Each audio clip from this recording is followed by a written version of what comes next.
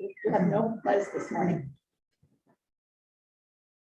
And while we're doing that, we might be able to get done just before lunch because Kelly said, given we got the money from the province for Fairmont, instead of 45 minutes, it should take 15 to 20 minutes at the session scheduled for 11:45. Good. We have council tonight at 4. Yeah, so the province We got it came now. through.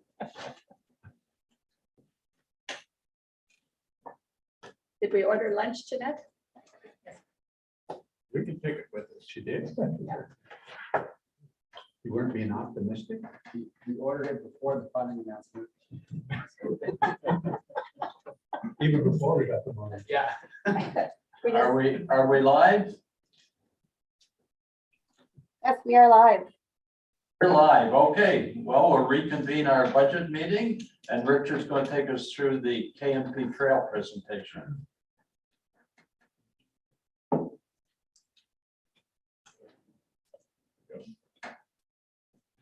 Just need to share screen.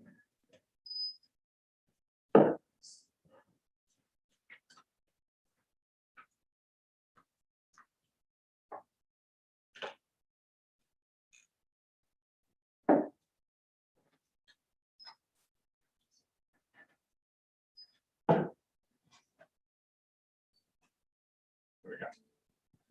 All right. Thank you, Council, for having me back today. 2 days in a row. Great to see all of your shining faces. I don't know if the rest of you like to work today, but I sure did, and I feel rejuvenated. It's my pleasure to share with you today the 2022 to 2026 business plan for the Frontenac KMP Trail. We've gone through most of our funding conversations in previous council meetings, so we don't have any specific requests today or project proposals associated with the KMP Trail. Just to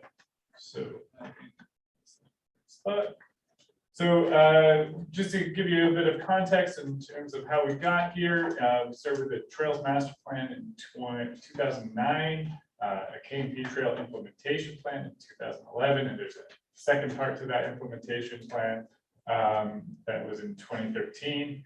Then we have the Charter for Economic Development, which focuses on trips and trails as one of our core economic development pillars. We created the Regional Active Transportation Master Plan in 2019. We have your county council strategic priorities, which have pieces that speak to working with others in terms of managing our infrastructure. Then we have the Service Delivery Review for Economic Development in 2020.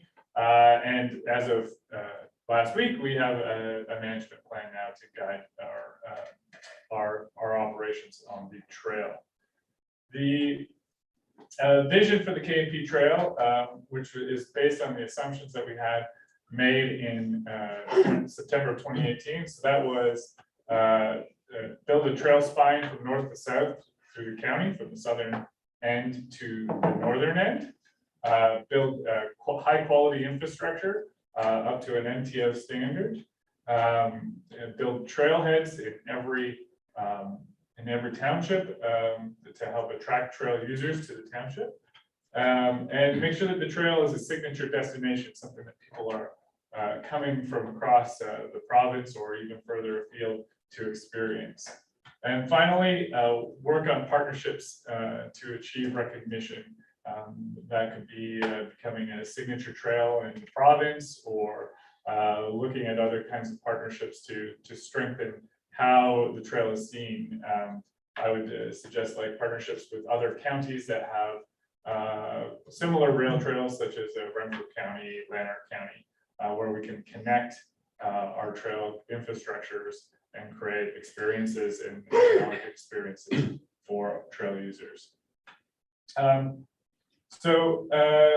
In terms of trail development, we've been briefing you as we go. So we're currently in the process of land acquisition for phase 6 of development, which is essentially Clarendon Station to the Lanark border. I believe it's called Wilbur right there. And so we are in conversations with 5 landowners, and we have offers out to a few of those, and we've outreach to the other 6 landowners in that area to follow up. So we're hoping to be completed that process for the spring so that we can begin development next year. I don't see any reason why we won't be able to do that. So we're also doing some access improvements throughout the trail, funded through the ICIP program. So that includes improvements to the Verona trailhead, adding what we call edge protection along sections of the trail. So there are sections of the trail where it's an incredibly steep drop off right at the edge of the trail on both sides. And while it's exciting and gets your heart rate up to look over the edge, we probably want to make sure that people who are either visually impaired or don't walk straight, like myself, would not slip off the side and roll down. So that's what edge protection is about when we're putting it in. It also helps the motorized users, although sometimes they don't like it because then they can't pass each other on that very dangerous stretch where they probably shouldn't be passing each other anyways. I treat them like bridges essentially. And we're also going to be looking at next year implementing, putting up benches across the trail to again support users of any age and access ability. So if you have benches, you're more likely to attract seniors or individuals who can't go very far before needing a break to use the trail because feels like a safe place to go and you can take a rest after taking a walk. So we've been online looking for suggestions for bench locations, and we'll be rolling those out this spring. So those are some improvements that we're making to make the trail a signature destination, but also make it more accessible. In terms of achievements, things to pat yourselves on the back for, we've constructed 70 kilometers of trail, which is not nothing. This year, I'm expecting approximately 250,000 trips on the trail. So that's counts on our counting devices that we have out there. So that's let's, considering that we have 26,000 people in Frontenac County, that's 10 trips per person, or 100 trips per person, I guess. And so we're looking at a lot of use on the trail, and I think it's going to continue to grow because the reputation for the infrastructure is starting to spread across the province. And then we're starting to see trailside investment happen. So there are, so up in Clarendon Station, for example, a developer has purchased the old station and is doing a heritage restoration to turn it into a trailside accommodation geared at trail users. So that's a pretty incredible investment. It's certainly something that's exciting. There's a rumor of some food and beverage businesses opening up at Charlotte Lake along the trail and connecting themselves to the trail users. So we're starting to see that interest in attracting trail users to business, which we've always sort of known that they were there, but we haven't seen as much active interest by the business community to connect with the trail users as a market. And what we'll be able to do for these businesses is provide them with a bit of demographic data and about how many people are through and what locations, what days, and what's on the trails. But in addition to our trail counts, we do a survey, and we didn't do one this year, but we do it every 2 years to get some understanding of the spending use on the trail. And then on our Facebook community, we have almost 5,000 members, lots of people talking there. Sometimes the debate is really focused around cleaning up dog poop, but sometimes there's a lot of sharing of photos and experiences and even issues that somebody might need to take care of on the trail. It's a really great Facebook community to participate in. But like most social media communities, sometimes there's some pretty heavy debate between user groups about who should get out of the way for who. So and we're working on educating our user groups on that, and it's coming along. Warren, go ahead. Do you have a question? Yeah, I'm glad you put that statistic up there. I had that one wrote down about the 250K of usage. The other one I was wondering is, are you, after a year or probably longer than that now, I think this is our second summer of the trailhead being open to ATVs. I was getting concerns, I would say in the first year. I have gotten none since. Are we still tracking those to see whether it's calming down or whether those concerns are still there? That would be helpful. There are still concerns, and we're still working on strategies to mitigate those concerns. Concerns are primarily related to dust, noise, and speed. The major issue with speed is there is a residential community just north of Verona, and it feels straight and it feels like you're out of the community. The other amazing part about the trail in Verona is it doesn't feel like you're in Verona. Most of the trail is well screened from the rest of the village. It's a really great piece of infrastructure to be hidden away that way. So trail users forget, and we need to remind them that they're in a community. So we've been posting signs to lower speed, and the ATV club's been working on communications, but we're actually going to look at some other methods to consider lower to incentivize people to lower their speed. And I would add that probably speed is the same complaint I get for roads, the #1 complaint, so. Yeah, and I also would mention that I get complaints about bicycle speeds. So further south, so it's an issue no matter where we go. It's a shared trail, and as we have more users on the trail, we have to get our users to understand that the trail exists because all of them are there, and so that they need to work with each other to make sure that it works. Because as soon as we start excluding too many user groups, then the sort of point of having a regional trail or whatever becomes a little bit more difficult to make. And so we have to figure out ways to get everybody to work together. And some of that's through design, some of that's through education, and some of that's through enforcement. And that's why we'll be following up with a trail bylaw next year. I'll be talking about that in a moment. So we have our management plan in place now, which has a set of policies and standards to guide operations. And you've all reviewed that very recently. And now we're going to proceed with a trail bylaw to help us with enforcement of speed, whether or other issues along the trail. So we might decide in the trail bylaw that we want to have time of use to prevent people from being on the trail at night, that sort of thing. So we can have those discussions when we bring the bylaw forward. That's something that is in the bylaw in Lanark County. Once we have that in place, either bylaw officers or the OPP SAVE team have something that they can use to address issues out there. We get the SAVE team out at least once a month on the trail. So if we give them a little bit more teeth, that can help curb some of the behavior that's out there.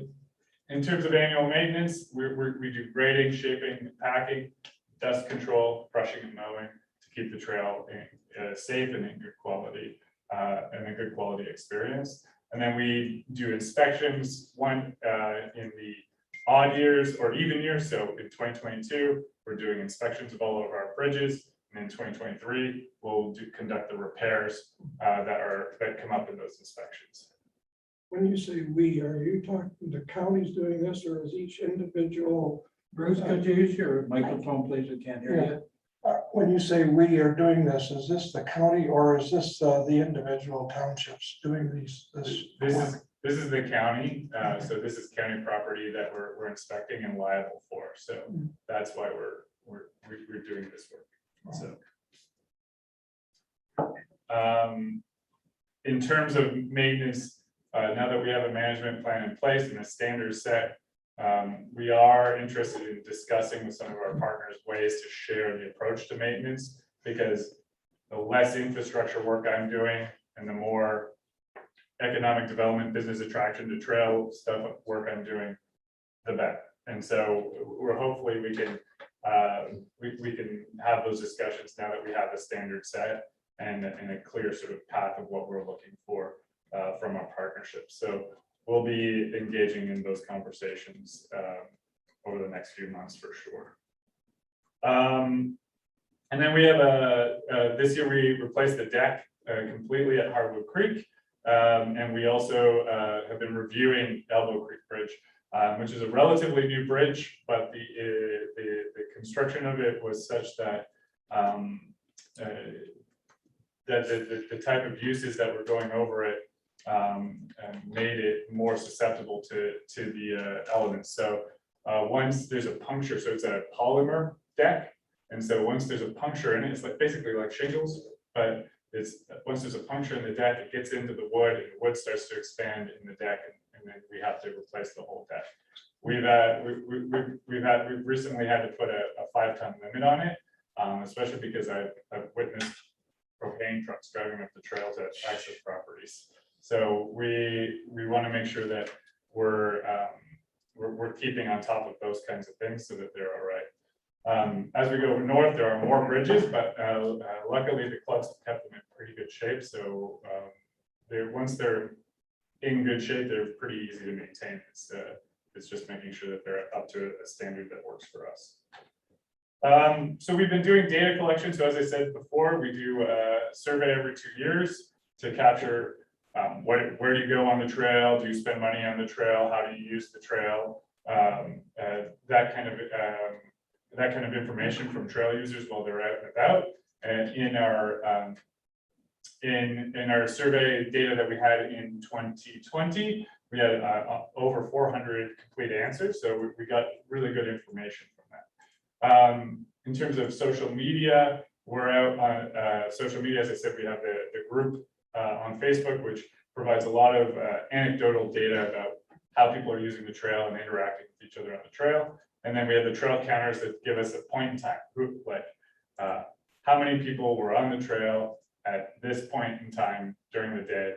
And our trail counters do tell us the use, so whether it's motorized, bicycle, or pedestrian. So very interesting information. So this is a graph of data from May of 2021. And so you can see those big spikes there. That would be Titchburn, Clarendon, and 2 counters in Sherwood Lake. So you can see from the big spikes there that most of the trail use takes place on the weekend. Very significant amount of it takes place on the weekend. Saturdays, especially if it's a nice Saturday, we account for over 50% of the trail use across the system. So we've been also marketing and activating the trail. So we've been working with having more conversations with our connecting rail trails. So the Eastern Ontario Rail Trail. So there's the Hvac Trail, which passes through central Frontenac, a large portion of it does. The Ottawa Valley Recreational Trail, which connects to the KNP at Renfrew, and the Cataractway Trail. So all of these 3 of these trails intersect the KNP. And when we start to link them together, we can put together routes that for gravel cyclists, for ATV groups or clubs to go on, that sort of thing. So our trail alone is pretty unique and pretty amazing, but once we start to be able to put a loop together for somebody, they really see an adventure that they'd like to pursue. So we've been promoting over the course of this year this 350-kilometer loop consisting of the Cataractway Trail, the KNP Trail, and the Ottawa Valley Recreational Trail. So it goes from Harrowsmith to Smith Falls to Renfrew and Calabogie and back into Sherwood Lake. So it's quite, and I've heard of several cyclists, and we've had in the Facebook group several cyclists post their experience doing that trip. And so they all say the KNP has the best infrastructure, so that's nice. And then we're working with Ontario by Bike to coordinate more rides in the region and to feature our rail trail as part of part of what we're up to.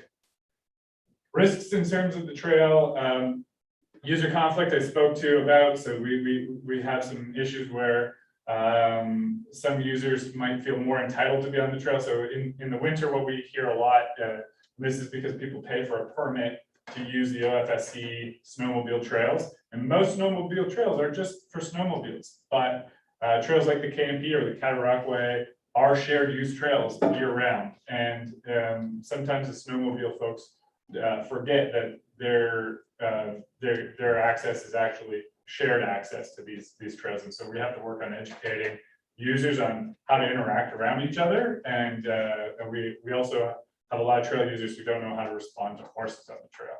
Infrastructure failure, I spoke about bridges earlier, so that's a big risk for us that we have to keep monitoring. Trail disconnection, so areas where the trail might become disconnected and there's no real way around it. So we're experiencing that right now in Robertsville, where we're currently in the process of acquiring land. The current landowner has fenced off the trail and made it more difficult for trail users to access, but it's in their right to protect their liability and do that. Speaking of liability, the more trail we have, the more users on the trail we have, the more likely it is that something could happen to somebody on the trail. And so that's why we have a management plan in place with standards so that we have records that we're maintaining, monitoring the trail. And so that in the event that somebody tries to say that we're not doing our job, we have the evidence and proof in place that we are doing our job in terms of keeping an eye on the trail. It's a recreational trail, so the standard is relatively low, but we cannot neglect the infrastructure to such a point that somebody might get hurt. And then our reputation and coordination with first responders, which is something that Councillor McDonald has brought up at the last couple of meetings. And so that's something that's really important because we're hearing about incidents on the trail, but we're not being informed of those incidents on the trail. So we need to work on being notified when something happens so that we can go out and inspect the situation. Just a brief overview of cost of development over the last 12 years. We've spent just over $4.6 million on the trail over that 12-year period. So the average cost per kilometer has been $66,000, and if we space it out over a year, it's $389,000 per year. The funding is primarily, as you can see, the bulk of the funding, almost 50% of the funding, has come from the federal gas tax, and we've managed to put together a number of other funding resources over that time from various programs that have existed from various governments, including the ICIP program, the Canada Infrastructure 150 program, Trans-Canada Trail, investing in Ontario, which doesn't exist anymore. And so we've made really good use of our resources by leveraging funding coming from other sources. In terms of our KPIs, we have we're tracking user growth. So we're going to set our baseline at 200,000 because I feel like the estimate of 250,000 is maybe COVID related, and so I want to sort of say this is where we're at. Events, I know one event that took place this year on the trail, but it's not surprising that there haven't been any events. And then we're tracking our mainland completion. So we've got 20 kilometers left on the mainland before we move to phase 7 on Frontenac Islands. Any questions? Any question? Yes, Councillor McDonald, Councillor Smith. Thank you, Mr. Chair. I have a question for you.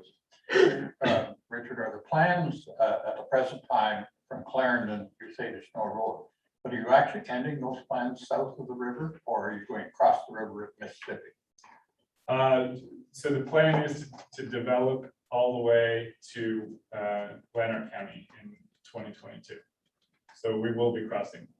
We just started conversations with the landowners south of the Mississippi first, and then followed up with the landowners north of the Mississippi just last week. Right, but the major infrastructure there would be a bridge crossing. We would have to make use of the 509 at that location, similar to how we make use of Road 38 at Hampton Road. My question is that when the bridges that are up there, if there's no weight limit signs on them, does that mean that you're good to go? That's correct. Yeah. Okay. And just a final comment, Mr. Chair, is that I think after this upcoming deer hunting season, there may be some other issues that might come up in regard to people accessing the KP north of Charlotte Lake. Because there are hunting camps that the only access to those camps are via the KP. So I look forward to seeing what the result of this hunting camp is. My policy, my policy development list is looking at permits or conversations for folks who are accessing hunting camps, logging camps, that sort of thing. So not so much so that we generate revenue from it, but we could, but so that we know who's doing what and how much, so we understand what the pressure on our infrastructure is. If I may, Mr. Chair, just follow up, I would not recommend a fee for using the trail because so much of that trail goes through large sectors of private land that people have to use that trail to actually accommodate other parts of their own property. So if you put in a fee there, it may lead to a lot of disruption. Agreed. Thank you. Councillor Smith. My comment is on, we're putting benches along in different spots for rest areas. Have we thought of an outdoor privy that could be put in at spots here and there? Yes, it is, and it has been mentioned many times, including in our social media when we're asking for bench locations, folks are asking for privies. The privies or outhouses are probably pretty critical to making trail access equitable because it's a lot easier. It's a lot harder for families with women and children to go out and use the trail, and they have concerns about poison ivy or other things in the bushes. Plus, we're crossing a lot of areas that are close to people's private property. So, you know, it's a real challenge. The Verona District ATV Club tested with 2 portable privies through Campbell's Septic. So they had one located at Fish Creek Road, which has received much thanks from all forms of trail users, and one in Verona behind Muddy Waters. So I think they're planning to expand on that. And so if they're going to look after that part of things for a little while, I'm okay with it because I have no idea how I keep track of the maintenance and management of that at this stage. Just to add to that, I think we wouldn't even need a lot of them as long as you knew where they were on the trail, that you were going to eventually come up to one might be helpful. Yes, we would include them in our interactive mapping for sure. Thank you. Yep. I have a question and comment. The one thing that you mentioned earlier about bicycles not doing the speed either, well, I call them cheater bikes because people are buying all the bikes now with little motors on them and they'll do 40. And there's a lot of seniors that are buying those bikes now so they could drive the trail and stuff and say they drove the trail. However, that also will be a concern at that speed. That's motorized. Well, they are motorized, even though they're probably not classified as that. The other one is the liability portion.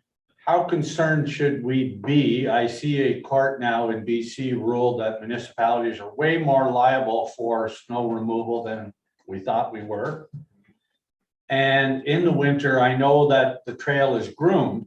However, there is no, obviously there's not going to be, there could be ice, there could be anything. Are we still liable then to the same degree or we're not? Because every sidewalk we create in South Frontenac, it ups your liability, right? I think that's a really good question. So like in terms of the trail, because it's a recreational trail and we posted that you use the trail at your own risk. there's a certain level of liability that is mitigated. In the winter, most of the liability is assumed by the OFSC, so the snowmobile clubs who are grooming the trail. So if they're doing the grooming operations for trail use, then they would assume a fair portion of the liability. I don't think it would absolve us completely. So we need to work with them on that.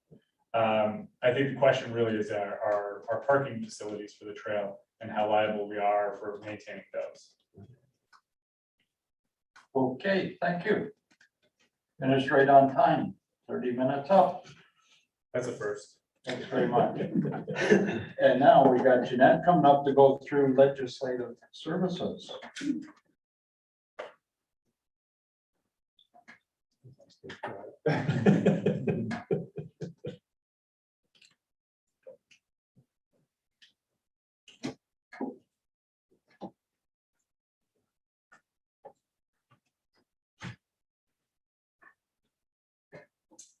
So thank you, council.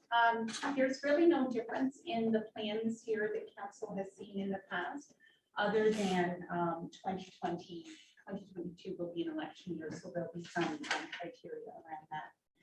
So in terms of our accomplishments for 2021, I had listed 5 of them. The first one is continuity of government. So we saw in 2021 that the province was continually moving us in and out of lockdowns and other criteria. So we were very successful in continuing our council and committee meetings, both virtually as well as in a hybrid format, which isn't exactly the easiest thing to do. In terms of AODA compliance for the website, council will recall that we had to remove many of our documents back in 2020 because they were not accessible or not in an accessible format. So we have come into compliance. I believe I reported this to council earlier in the year, but we have come into compliance in terms of our documents. We are now focusing on training staff to ensure that any future documents are in an accessible format.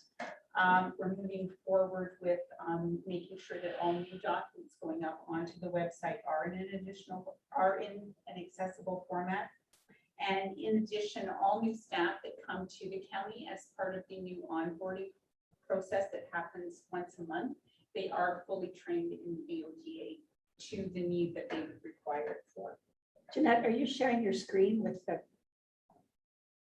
Yeah, I believe Aaron's here too. I do. Sorry, it didn't include the project proposals that are coming forward, but.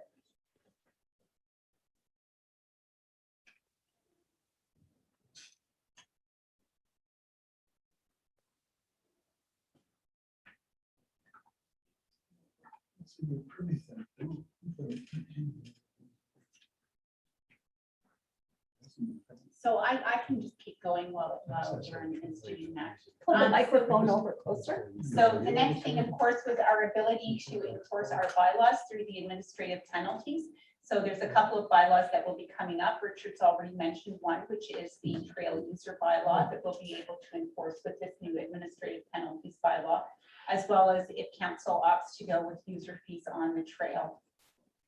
And the next one there is the comprehensive review of council's procedural bylaws. So this was late starting in the year because the committee felt that they wanted to make sure that when they were meeting, they were doing it in person as opposed to through Zoom. So we've had 2 meetings to date. We've had some great input. So that committee will look at the comprehensive review of the bylaw and things that need to be included, such as the electronic meeting provisions that we're now able to use, as well as making sure that the ombudsman's findings in terms of when we lose live stream or if we lose live stream, how we can make sure that we're still being accountable to the public. And then the last one is the emergency management through a declared emergency. So although this falls under the emergency and transportation department through Chief Chevalier, I didn't want this to be lost in council's eyes because we have lived the last 2 years in a declared state of emergency. So we have been working vigorously with that. Mark Podgers, who is a supervisor in FPS, he is your CEMC for the county and I am the alternate. So we were able to have continuity of operations through this declared emergency. So I just didn't want that to get lost. Right.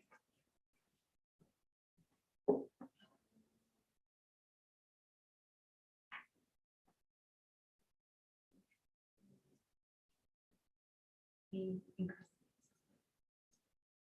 But I don't need that.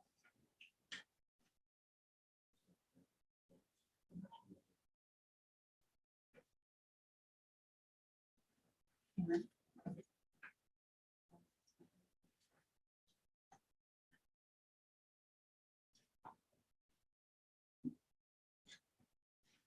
Thanks so much. Yep. Sorry about that. So some of the accomplishments for communications over the last year, so we continue to do our strategic communications that were related to COVID. We've started the new engagefrontenac.ca website, which went live on January 18th of this year. Some of the projects on there included the trail benches that Richard has spoken about. There was also a project on there in terms of allowing citizens to provide input into the budget, which we're now discussing. There was a project on there for the Access Award and accessibility in general that allowed the public to make comments and contributions about what's happening in their respective municipalities in terms of accessibility. So it's a great website for public communication, and I encourage all of council to just go on there, take a peek, and see which projects are up there. The next one is our strategic reputation management. So this again is ensuring that the county, specifically with FPS and Fairmont Home, that we're being represented fairly and truthfully and honestly in the view of the public. And then number 4, there was we expanded our video production capabilities. So we're making more and more use of video as a tool as opposed to just pictures. So some key ones there was the Frontenac paramedic training. And there was a lot of training videos that went up on our Facebook page. If anybody had an opportunity to look at those. We've also used those videos in terms of the shop local videos, which highlighted many of our local businesses throughout the county. And another one that we started working on is getting council in front of the camera more and more. So if you'll recall, many of you were asked to come in front of the camera to promote the Access Award and the accessibility in the community. And it would be my hope that we can get council in front of the camera more and more as well. And then the last one was we continue to increase the engagement metrics on our communications channels. So just as a brief recap, we have several social media channels. We have a Facebook, we have a couple of Twitter accounts, we have Instagram, we have LinkedIn. So we encourage council to check those out as well. So just a key overview on the focuses for 2022. So again, we're going to maintain flexibility with the delivery of our governance meetings. So we saw that in 2020, the province really acted quickly in terms of modernizing the Municipal Act to allow council to continue on during a pandemic and to be able to meet virtually. So we anticipate that this modernization is going to look at a lot more processes and procedures in terms of what a municipality does.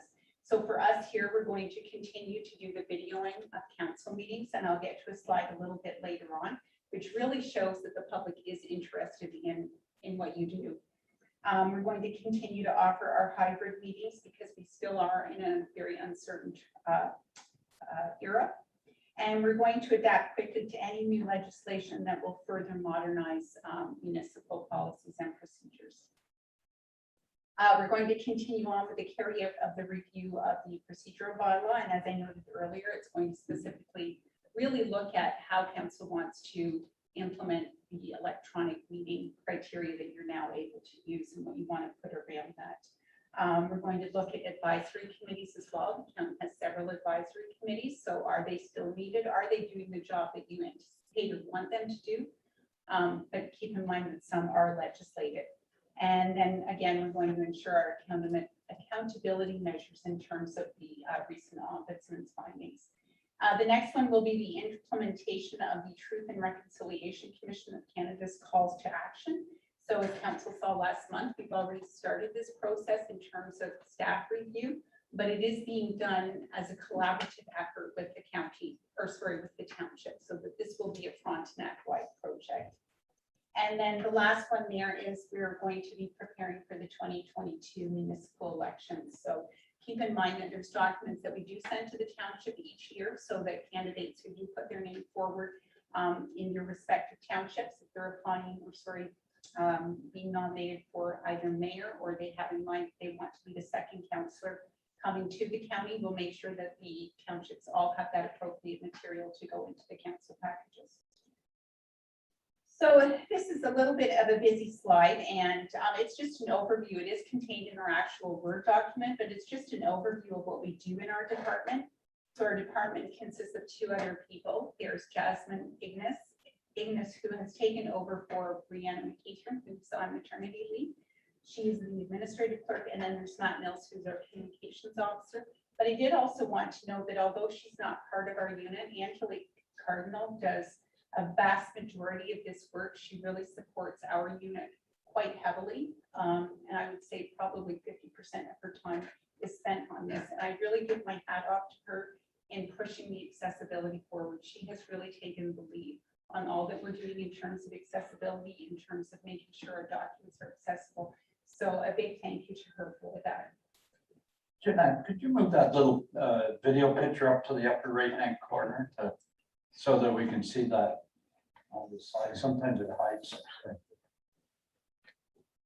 There you go. Thank you.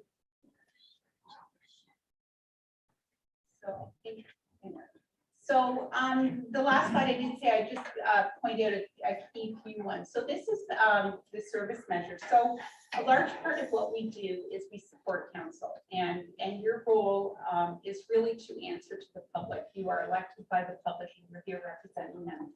So this slide really shows the participation level at council. So the yellow line shows the number of pieces of communication that come to council. So this is how the public communicates with you, because unless they're actually registered as a deputation, the way they communicate with council is through correspondence and communications.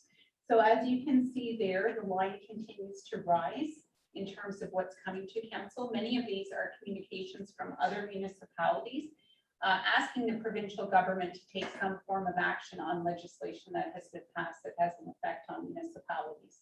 And these numbers are up to October 1 of this year. So, and then the blue line represents deputations to council. So you can see there was a little bit of a drop in 2018, and then another little bit of a drop in 2020. The 2020 drop, I'm going to guess, is because we did go into COVID and we sort of were struggling to figure out how we were going to move forward with our meetings, and everything sort of went online. So they did drop then. Right now we're at 10, and that doesn't include the 5-6 deputations that you received at council last week. So that number will likely climb back up to somewhere between close to the 20 mark. So they're pretty much same level. And then Sorry, this Jeanette, is my Jeanette, can you go back to the other slide, please, for a second? Sure. That red line where you mentioned this is basically public input to the governments, but as you mentioned, a lot of the communications we see, actually the majority are from other townships and everything. Is there any way we can separate to gauge how much is actually public versus outside communications? For sure, we can separate that.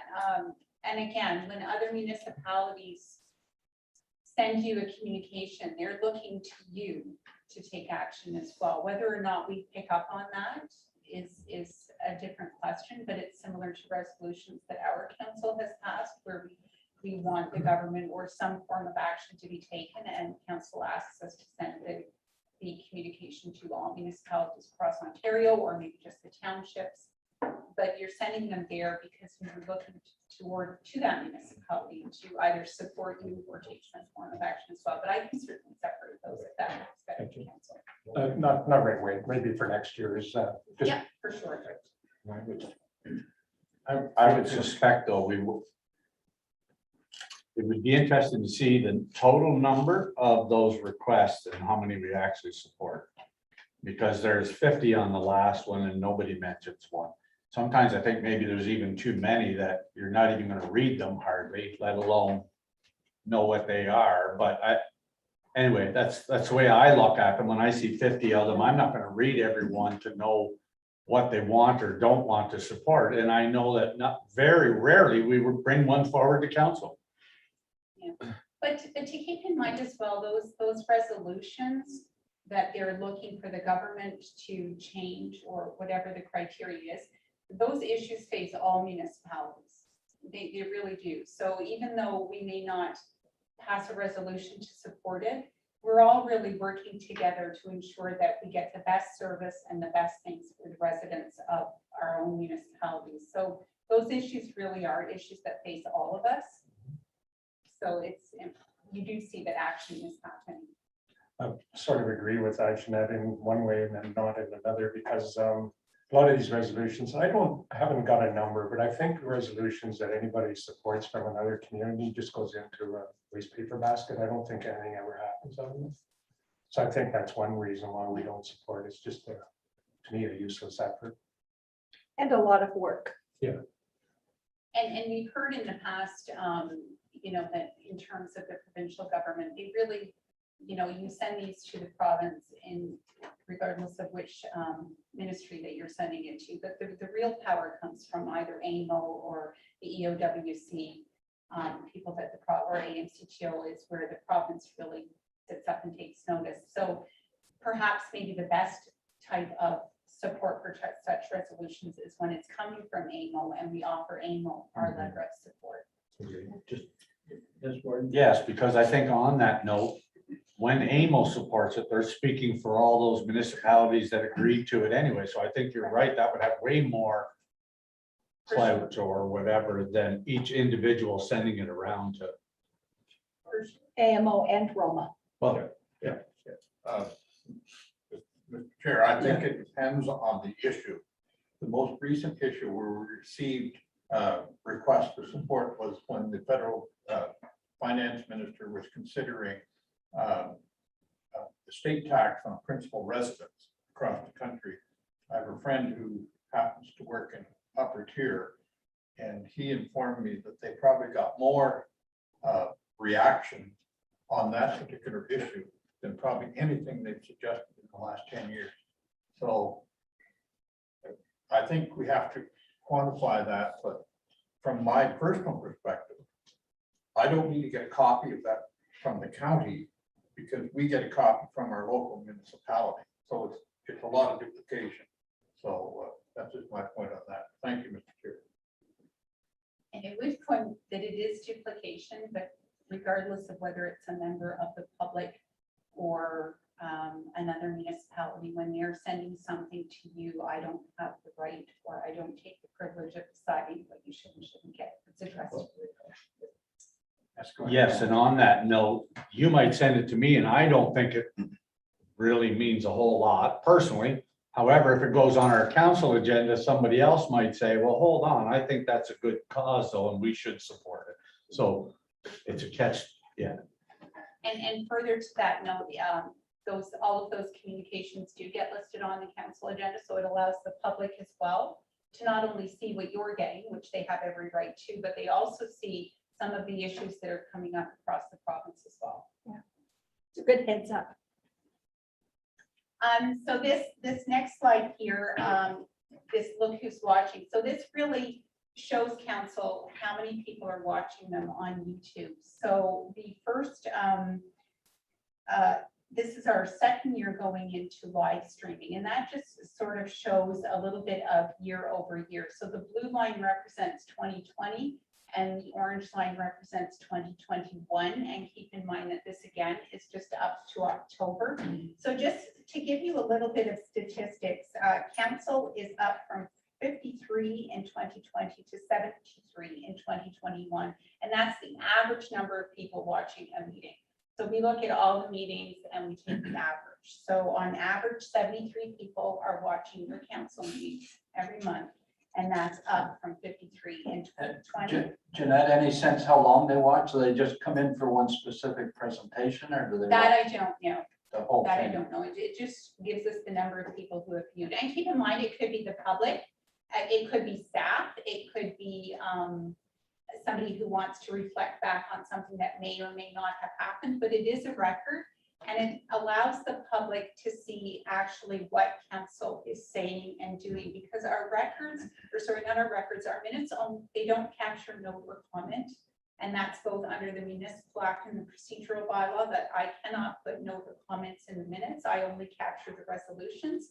So if people are not able to come to a council meeting and sit in and watch it, they miss all of that conversation. They miss really the key notes and the key conversation of what brought you to your decision. So that's all missed. So, That's where, I guess my comment on that, I find that I have to watch myself maybe making the jokes I like to make. However, you would never get 73 people to come to the auditorium unless it was that ferry issue or something like that. You know, it'd have to be pretty controversial for us to have 73 viewers. So that's the only thing that I think is positive. Yeah. Not the only thing, but I think that's positive because you would not get that participation if we were holding just live meetings still. and keep in mind too, the council meetings are not really that accessible in terms of the meetings are during the day when people are at work. We're quite a large county. We have a 4,000 plus land mass. So for somebody in the north to travel down here isn't ideal as well. So, but it is ideal for them to click on a YouTube video and they can watch it later that night to see what happened at council, or they can watch it live if they opt to do that as well. So, and then in terms of CDAC is up from 14 on average watching in 2020 to 23 in 2021. The Planning Advisory Committee is up from 14 to 18 in 2021. And Communal Services is up from 10 in 2020 to 19 in 2021. But keep in mind that those ones are a little bit skewed because they don't have that many meetings. So 2 meetings would make a huge difference. And then the Accessibility Advisory Committee is up to 29 in 2021. The Admin Task Force actually was down, but they've only had 1 meeting. But again, 15 people watched that meeting. So, and you know, these are key meetings where people can go back and reflect on what's happened. So, and the procedural review bylaw, they've only had 1 meeting this year, but 16 people watched you. For autographs. Were they all internal in this building? It doesn't show me who's actually logged on, but I myself, a little bit biased, but I think the procedural bylaw is pretty exciting stuff, don't you? It's just widespread participation. Bill talks about it all the time. So this is just really a pictorial to show council that our community engagement measures over our different social media channels continues to rise. And then this is a new slide, which doesn't really give you much, but this is our new Engage Frontenac website. So basically to date, 3,103 people have registered for our engagefrontenac.ca public engagement site, and 135 people to date have participated or provided comments on the projects that have been in there. So we're pretty pleased with that as well. And then this slide just shows a little bit of a measure of engagement. So one of the things that we've changed is council like to see the number of people who subscribe to our channels increase, but that really doesn't capture anything because once you subscribe to, say, a Facebook page or an Instagram, you never unsubscribe, but it doesn't necessarily mean that you continue to follow us. So engagement really looks at the number of people who actually come onto our site and they like a post or they repost a post or they take one of the links in a post and they go to another website. So they actually engage in the post that's happening. So this is a new thing that we're going to be showing council. So, and again, you can see here that it has its ups and downs in terms of, you know, when things are happening, when open farms happened, we really saw a spike. But anyway, we continue to see it to rise as well. So our engagement level is rising as well. And so these are just some of the top posts that we had in 2021. So the shop local were the high ones, as well as our hiring at Fairmont Home, and then our open farms in September were the top posts for 2021 to date. So just our risk and analysis. So as always, new legislation and shift in provincial directions. So 2022 is going to see an election year, so we could see some shift in provincial direction. No, we got the same government. We've already, no, that was federal. Yes. Too many elections. It's in my changing head. in June. So we do 2022 is Or a states. provincial election year. So, you know, keep in mind that we could see some shift there. And then always keep in mind that new legislation has the potential to add oversight to a municipality. So we saw this in terms of the new integrity commission provisions with Bill 68. And to date, we've had 2 complaints to the integrity commissioner, and the cost of both of those were in excess of $5,000. So just to keep in mind. So as well for our mitigation, so we always monitor legislation and we network with our municipal partners. I network personally with all my AMCTO partners. The CAO has its AMO partners. I also have an EOWC clerks group that I network with as well, because some of the things that we face at upper tier are a little bit different than what single tier or lower tier face. We have some different provisions with that as well. So, and then just our initiatives for 2022 to 2026, we continue to support the CAO's office in terms of the needs assessment for the redevelopment of this house, specifically around accessibility issues. And then 2022, as I mentioned, we'll see an election year. So we'll be developing a council orientation package for the townships, as well as looking at orientation for the new council in January of 2023. So that is it for the business plan. If there's any questions. Thank you. Any more questions? Yes, Councilor Higgins. Just one question. We talked a lot about the benefits of online meetings and virtual meetings and things like that, but nothing about the negative side, such as what we were experiencing in the last couple of days just now, about getting things set up, not getting set up on time. Are we looking at any better technology to run our meetings, seeing as though it looks like it's going to be the way of the future? So that's really an IT question, but I believe, and Alex may be able to answer this a little better, but I believe we're looking at Office 360, which has a better meeting technology involved in it in Microsoft Teams. Alex, are you able to help with that? Yeah, maybe a little bit. So 365 would be used internally as a meeting. However, for council meetings, we would still need Zoom. It doesn't have the same capability to breakout meetings in the hosts. I'm not thrilled with how the technology is working from running a council meeting perspective. So I'm just putting that as a comment out there to something to look at from a legislative management perspective. I agree. It's an issue. The bigger issue that some of us have is the capacity of the internet. It's frustrating. You get frozen all the time. Yeah. Yes, Councillor Smith. I just want to thank Jeanette and Kelly for all the work that they do, that they include our lower tiers. I've been in this business a long time, and I think the county and the townships work better together now than they ever have in many, many, many years.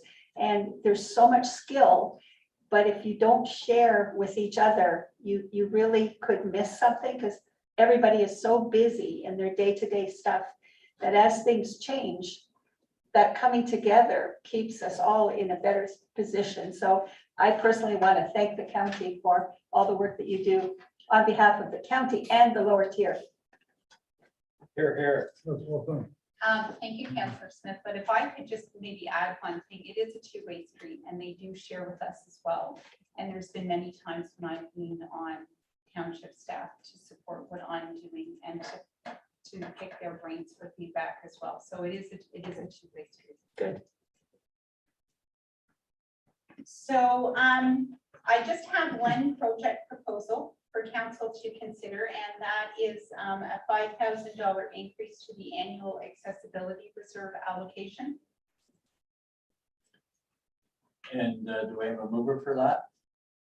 Move. Second. Any comment? I think that's a good one.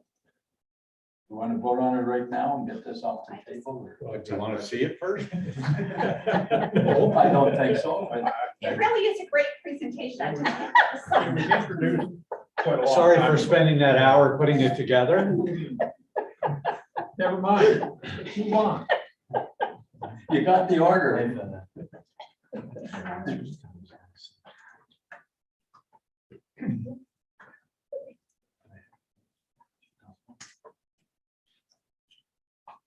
Can that do? Before, all again, that's fine. already within. How much already in that? It's a I very low believe number. it's at, so you know what, before it comes up, I can very quickly go through it. So just as a little bit of background, the AODA was passed in 2001. Or sorry, the ODA was passed in 2001 and the AODA was passed in 2005. So in 2007, the county started making a contribution to this reserve. So between 2007 and 2009, it was 5,000. And then from 2010 to 28 to date, it was a $10,000 allocation. So I believe to date, there's $32,000 still in the fund. So just some of the changes in legislation that we've seen the design of public spaces standard, which is looking at our trails. A key big one is the communication standard, which is now requiring us to have those, which is now requiring us to have those site and the accessible documents and all of those things up on the web. So it really is changing how we do business at the county. So the fund is basically used for a couple of ways. It's used for matching funding dollars in terms of when there's grants available. So we use it to match funding dollars. We use it for, we use it for small projects, such as if we need to put an accessible door through a button on one of the doors. We've used it a couple of years ago when we did the ramps outside here, because prior to that you had to step down. So anybody who was using a mobility aid and they were in the Frontenac room couldn't get outside. So it's been used there. And we're also looking in the future to maybe requiring it for some additional training, because it is really changing the way that we do business. So. Yeah, yes, Warden Benoit. Jeanette, you said that there was 32,000 in the account now. How large of a funding dollars do you match? Up to 5,000? Is that what you're doing? Or No, so for a good example would be the report that council received a couple of months ago in terms of the ICSP funding that Richard received for the trail. So we're doing some of those accessible benches along the trail. So we put forward $88,000, and I'm gonna just maybe look to Alex to say how much, is it 1/3? So I think we got a total grant of I'll let Alex. That one out. Oh, Ron, shut yourself. I'm not done. So we would have to put up 26.67% on that one. And I believe the total grant was $800,000. Not all of it was accessible. I don't have the exact breakdown of what was accessible, what wasn't. But basically we have to commit 26.67% of that. And So that's lower like- tier can apply to that, right? Against that. I'm sorry, Lower tiers? no, we would. This is just for county This projects. is just for county Okay. projects. So yeah. we're putting 10 away now per year, and you want to put 15,000 15. per year. And I did take this to the accessibility committee, and I have 2 counselors in the room who can support that the committee did support it. The only question that was raised at the accessibility committee was 5,000, was an additional $5,000 enough. Because we want to make sure that that reserve is healthy enough that we are able to match grants if we needed, as well as dip into that fund when we need to do other things, such as, you know, if there's additional training that's needed, because we are struggling right now with getting our documents accessible. So, you know, is there an opportunity to maybe use a bit of that fund if there's one document that's very, difficult to, or very complex, that we send it to somebody else to make. There's just, we're changing the way we do business now. And so we just want to make sure that that fund is healthy. So the proposal is to up that $5,000, so it would be a $15,000 contribution each year. Yes, Bill. I just want to concur with what Nick's saying, is that it was presented to the committee as a whole, and every member of the committee supported the request to go to county in regard to increase the funding. We all realize that it's an opportunity. We don't have the money there, and it's an opportunity for apply for a grant that's matching funding. We don't have the money, we're not going to be able to go for that. And when we think about expanding the trail, just as an example, to the north, there are going to be opportunities to spend money there to comply with the accessibility rules that are now there. I'm supporting it. Okay, yeah, I think an additional 5,000 is good to start with this year and then see how we make out. I'll note that in the minutes for 5,000 this year, and I'll bring another project proposal. Next year. Sounds like she wrote that note automatically. She's got it. Any more questions? Is that, is That's it for me. that it for you? Very good. Yeah, good. Thanks very much. And thanks for all you do to keep our meetings on track. And I think we have Kevin coming up to go over GIS. Do we want to take a little break? Let's have a tea Kevin can break. go ahead and I'm going ahead. Let's have a tea break. Let's have a 5 minute, okay? Well, Kevin's got it set up. Sounds good. Only put so much. Exactly.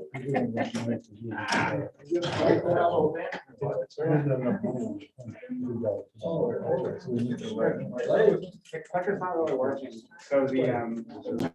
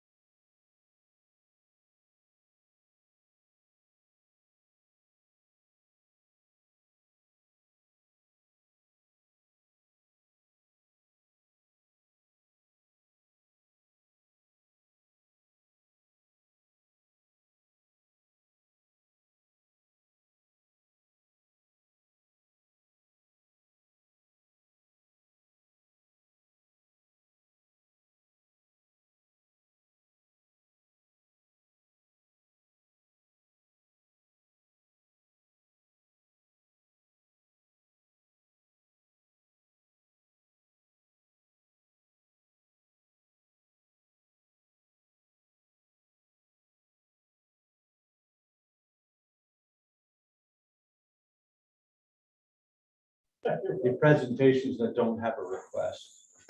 You know? What's lean? What's the term of lean? Tell me what the process of. Pardon?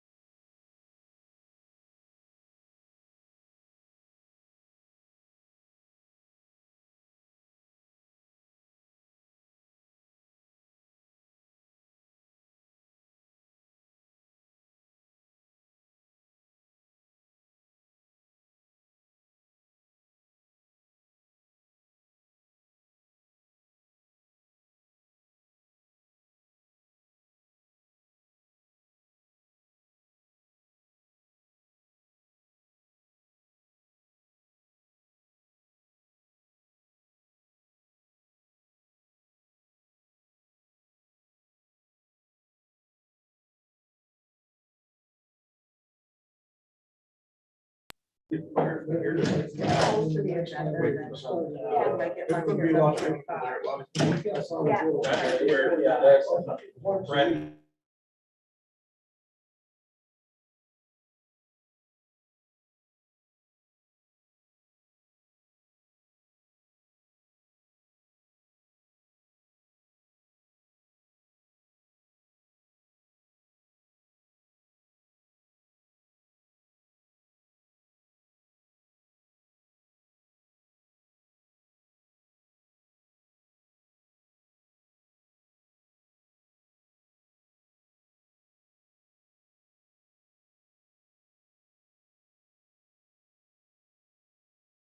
Just wondering, do we want to skip the break at 10:30 now that we've had it? Yes. So, so, yeah, so leave it Okay, run. We're leave it gonna, run. we're gonna We'll go go back straight, upstairs, activate it, and we'll be good to go until lunch gets. here. and lunch may be here around 11:45. Yes. All the pressure's off of us now.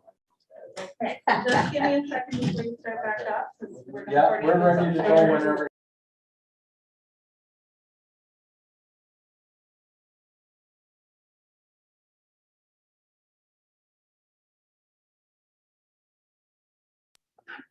I thought I was gonna be able to. Stop eating now. Lunch time. We're gonna be finished. How do we tell when it's not gonna proceed or just cancel it then? So I think we're live. How do we know when we're live? Are we live? Yeah. Are we live? Okay, Kevin, you've got the floor. Please give us your presentation. Perfect. So good morning, council, and thank you for the opportunity to present the business plan for continuous improvement in GIS. So just a quick overview. So continuous improvement looks at process improvement, Lean Six Sigma, project management, strategic planning, key performance indicators, and balanced scorecard reporting. And geographic information systems covers enterprise GIS services, our interactive mapping through our Frontenac Maps portal, data creation and maintenance, next generation 911 and civic addressing, map production, spatial analysis, and open data. So the Frontenac Lean journey began in 2015 with the establishment of the Lean Implementation Frontenac Team, or LIP. Since its inception, the program has continued to grow and evolve. We currently have 2 black belts, 10 green belts, and 12 yellow belts. 2020 and 2021 have been difficult years as county staff adjusted to the realities of the COVID-19 pandemic. In most cases, it became all hands on deck as staff worked to address shifting needs and priorities. In addition, many staff began working remotely from home. This led to challenges undertaking our lean initiatives as we once did. We have learned a lot over the past 2 years and will look to apply these lessons, find new ways to improve, and get our initiatives back on track. The LIP program offers valuable training to staff and recognizes them for their efforts to improve processes across our organization. This remains an important function of our efforts as we look to re-engage staff and foster a culture of continuous improvement. We continue to work at changing the conversation from "we have always done it that way" to "how can we do it better." I wanted to take an opportunity to highlight a few success stories from our lean journey. So we've used Lean to improve our onboarding and orientation process. HR and department heads used to meet with new hires individually, and there was often redundancy or things were missed. Now we are able to provide a scheduled orientation that is comprehensive and saves everyone time. We have applied Lean to the planning application process, working with both county and township staff to establish consistent applications and guidance documents and improve processes for both staff and applicants. We recently undertook a lean exercise to look at various health and safety processes for the Frontenac paramedics. Understanding these processes and implementing improvements will help to ensure health and safety for our staff going forward. In 2018, we reviewed and aligned all departmental key performance indicators to strategic goals and established a balanced scorecard report, focusing on 4 key areas of our organization: customer focus, financial performance, process improvement, and learning and growth. We continue to track our operational performance to identify any concerns and trends over time. The 2020 balanced scorecard was provided in a report to council at the July meeting. As we know, the pandemic had a significant impact on day-to-day operations, but as an organization, we continue to excel and improve in key areas. In terms of some initiatives for continuous improvement, we are looking at re-engaging our yellow and green belts and providing another round of training to additional staff that show interest in 2022. We will continue to review and update our KPIs along with the balanced scorecard. And we will continue to assist with special projects such as the admin building and the KMP trail. We will now shift focus to GIS, which continues to play an important role in supporting county and township initiatives. The GIS team provides enterprise GIS services. Our GIS specialists work closely with county and township staff, providing expertise and support and assisting with projects and initiatives. We also continue to employ a GIS summer student each summer, and this has proven valuable in updating our data and mapping capabilities.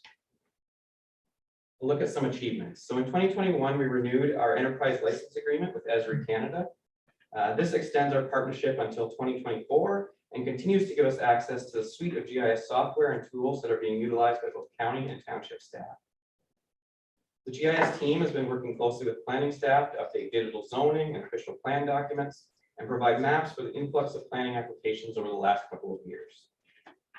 We've also supported economic development, producing maps and field apps that are being used to patrol the KMP trail and track and monitor incidents and concerns. We have made use of GIS tools to undertake detailed analysis for Frontenac paramedics and provide information related to call volumes that allow for better decision making.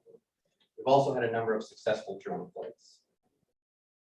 A major focus going forward will be preparing for next generation 911. NG 911 is the biggest fundamental change to contacting emergency services since the invention of the telephone, and GIS will play a critical role in its success. The GIS group will be reviewing current road naming and addressing bylaws to identify opportunities for standardization across the region and to ensure consistency with the requirements and expectations of NG 911.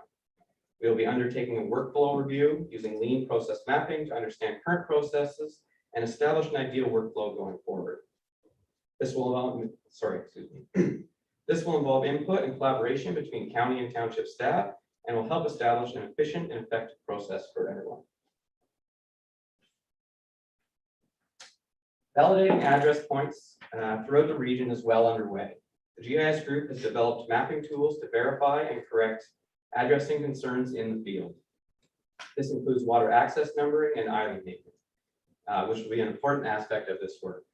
Here's a screenshot of the live dashboard that is used to track progress on this important initiative. To date, the GIS group has verified over 10,000 address points across the region. Now look at some major initiatives going forward. So we will continue to roll out tools and web applications to county and township staff and provide training and support. This includes the development of field apps for collecting data and building web maps and dashboards for viewing and analyzing that data. As mentioned, GIS will play a critical role in the success of NG 911. There are a number of initiatives underway to ensure that the region is prepared. The county, in partnership with 4 townships and the conservation authorities, are seeking to acquire highly detailed and accurate LiDAR mapping for the region. LiDAR provides a way for the county to gather detailed elevation data over a large geographic area. The level of detail and accuracy that LiDAR provides will be a good fit for a number of projects and will lead to cost savings and efficiencies. This data will be able to support infrastructure and construction, road planning and design, trail development, asset inventory, surveying, and 3D mapping. And Kevin, if I remember correctly, we approved that at the last week's council meeting, the 3,000.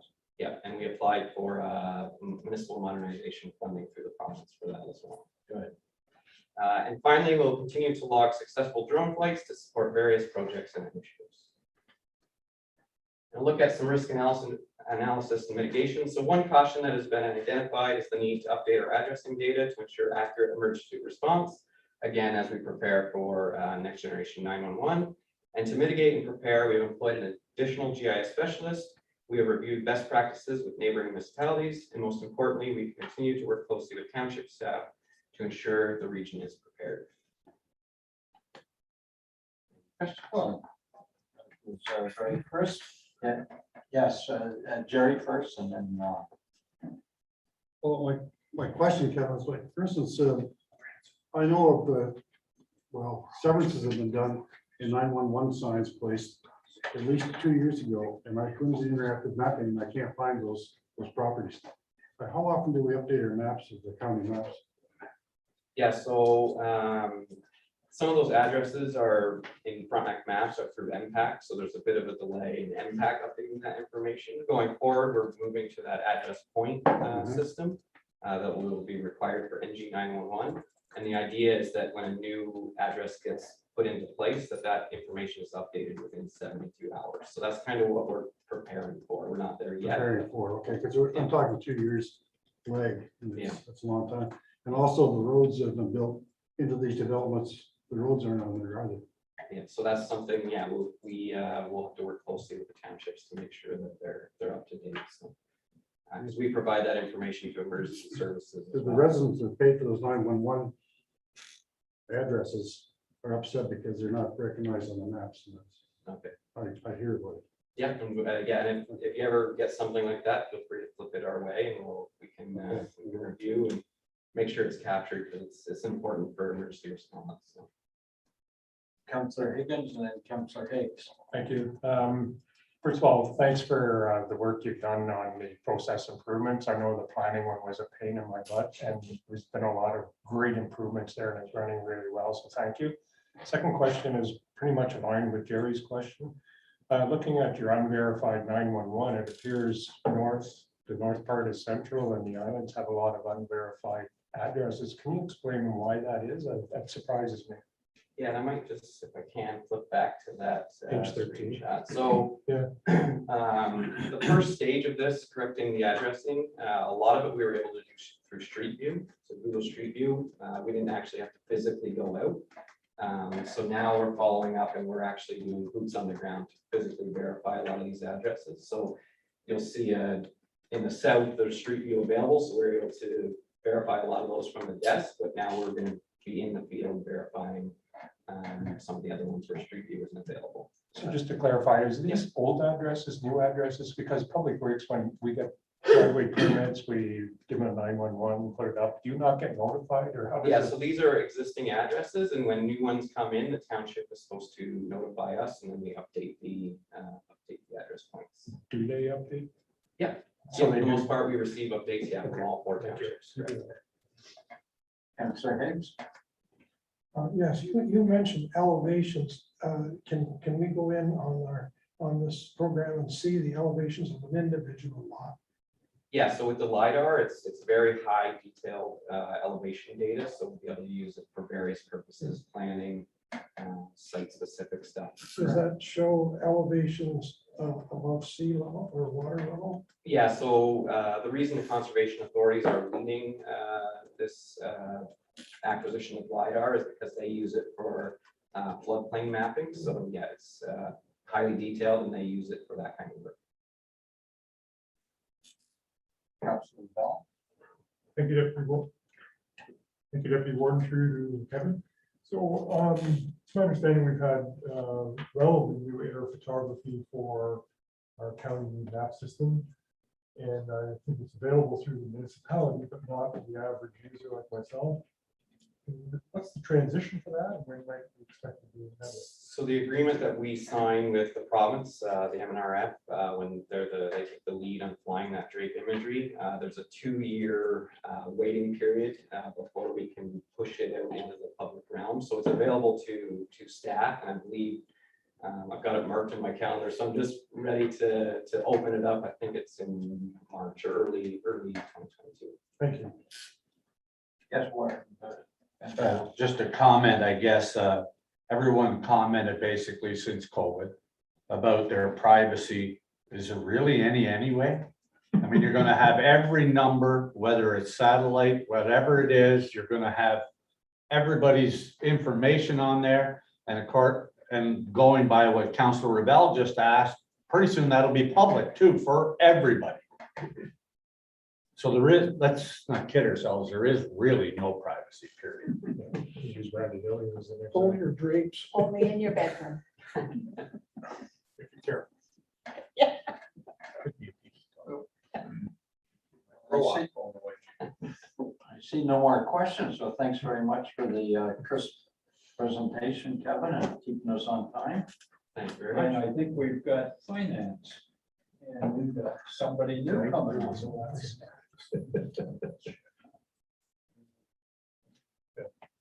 I have to say, Deputy Warden, I just asked Alex, who's that fellow in the back? That's Because Phil. we've never met Phil before, That's face to Phil, face. so Yes, this is the first time. welcome, Phil. And, so we'll go easy on Phil today. All right. No. Over to me then. You can take Okay. that off to. Oh, yeah, sorry about that. Give us your best shot. Now we Phil. can see you. Okay, all right. Well, good morning. Thank you, everybody, for allowing me to present the 2020, or 2022 to 2026. What's that? What's happening?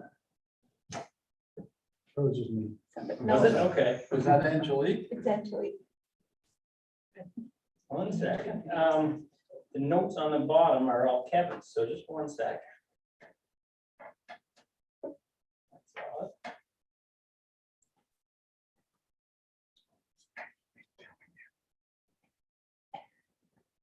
Okay, I think it was just that first slide. So let's, anyways, I'll continue on. So thank you for allowing me to present the 2022 to 2026 business plan.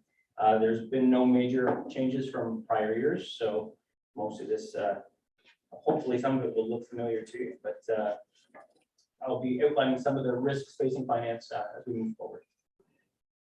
So. Oh, technical difficulties. Technical Move your difficulties. mouse to the presentation screen and then click on it, it should work.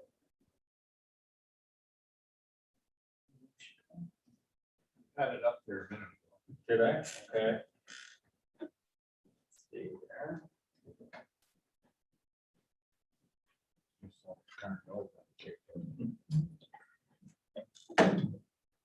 We got our technical operator up there now. We'll get that fixed. Oh, okay. Sorry. Everybody see it? It's on my screen. Oh, there we go. There we go. Is it being shared, Alex? I didn't check that. Should have Okay. changed. All right, hopefully we're through with that, so. Okay, let's begin by updating you on some of the 2021 major initiatives. As you all are aware, COVID has continued to impact the daily operations of every department in the county in 2021, and financial services is no exception. Through the end of May of 2021, well, I guess that's actually August, to the end of August, we've received over $5 million in COVID funding. And that includes 3.4 million for operating expenditures and another 1.6 to be used for capital. This additional funding has been essential to help offset higher operating costs due to COVID.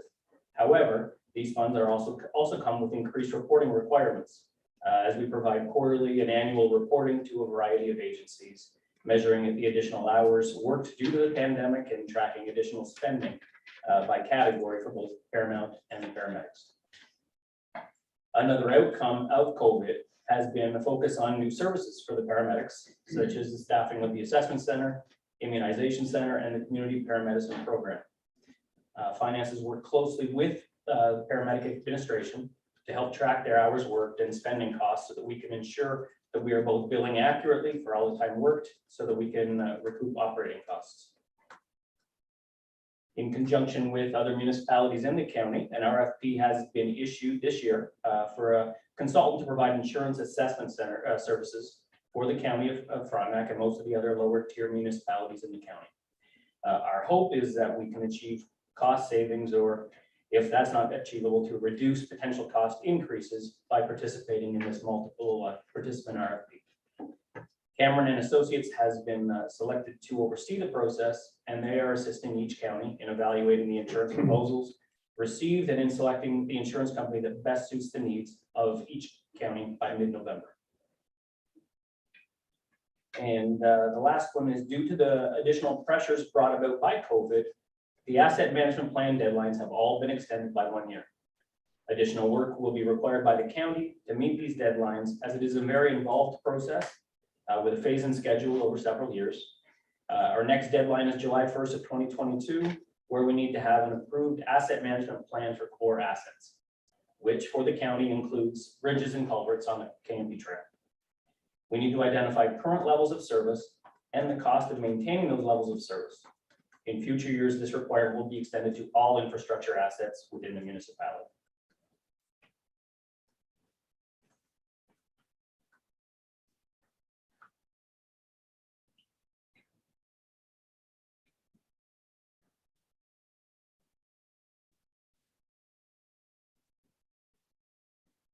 My notes on the bottom do not catch up with the slide over there. It's Kevin's fault. I am gonna blame Kevin. Spoken like a true CEO. Okay, I think I'm there. All right. So as I just mentioned, the reporting requirements for all assets under the county's asset management plan will be significantly enhanced by July 1st of 2024. For each asset category, we're going to need to report the replacement costs, the energy usage, condition assessments, and life cycle activities for assets. Additionally, we will need to consider the costs and the risks associated with maintaining different service levels.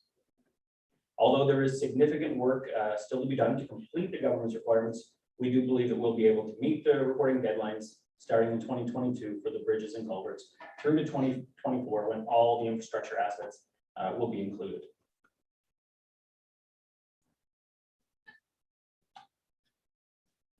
Okay, the next one is in regards to a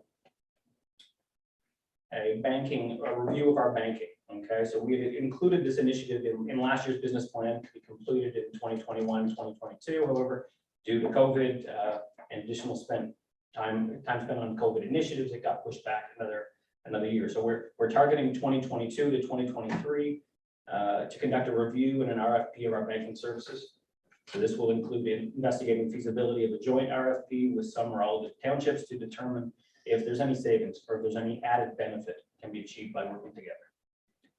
Phil, that's one we've been talking about doing for many years. I wonder, can we prioritize that a bit?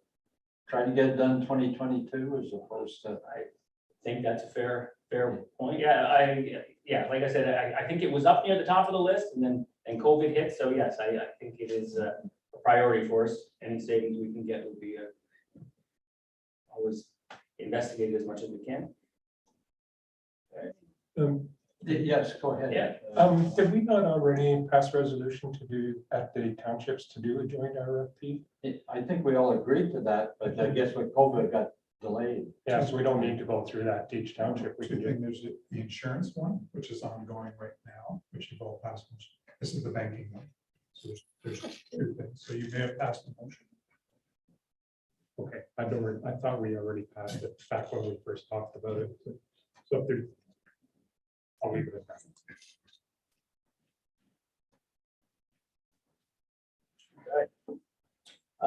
So next, I'm going to be reviewing some of the potential risks facing the financial services department.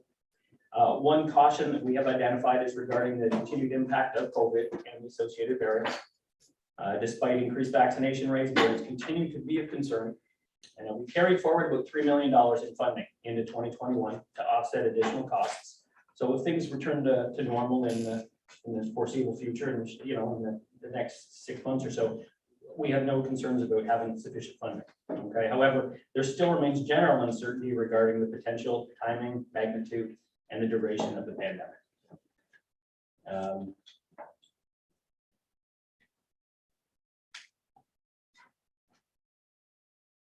Next item I'd like to talk about is a risk to the county. OMERS, which is our county pension plan, has approved a change to its current eligibility rules as of January 1st of 2023, which will allow non-full-time employees to elect to join the pension plan.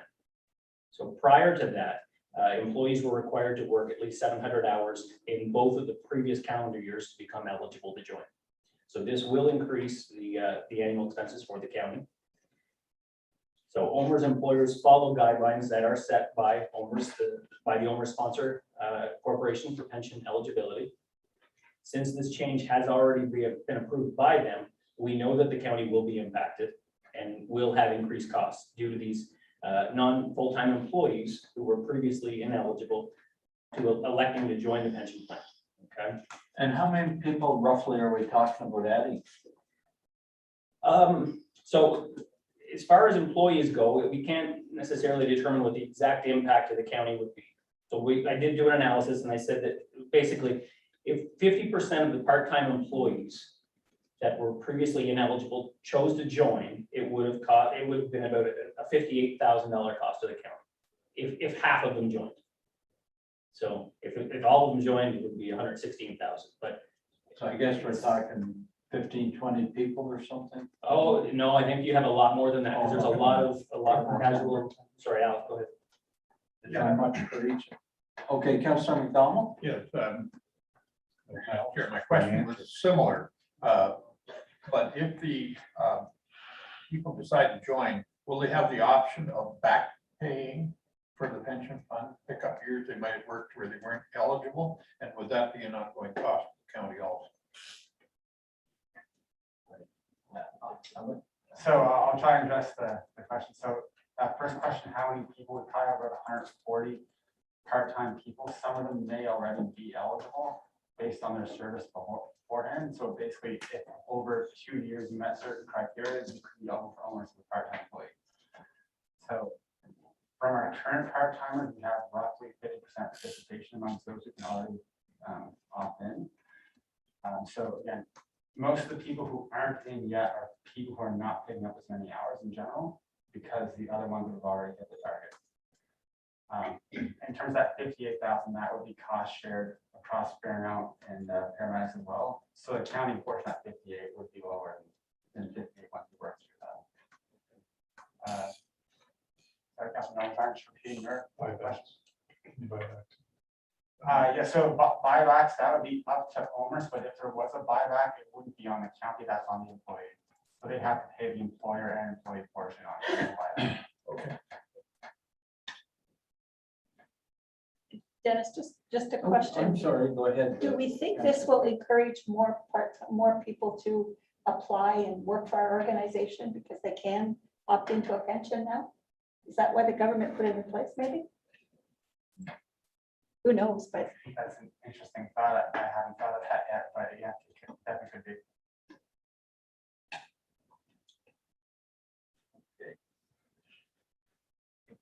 But just on that same thing though, then that might encourage people not to become full-time either. Because there were some perks of being part-time because you got more money in your pocket. And so they might say, well, if I can also go into a pension plan, then why would I don't maybe need to go full-time either. The glass is half full. Husband has the benefits. Or your spouse. All right, another identified risk that's facing the county is increasing benefit costs. So in recent years, we have seen the benefit premiums increase by 6.8% in 2019 and 13.7% in 2020 before we went to market with the RFP. So next year, as Alex had indicated yesterday, we have managed to secure a reduction of 9%. So it's good. That's why this is a caution at this point.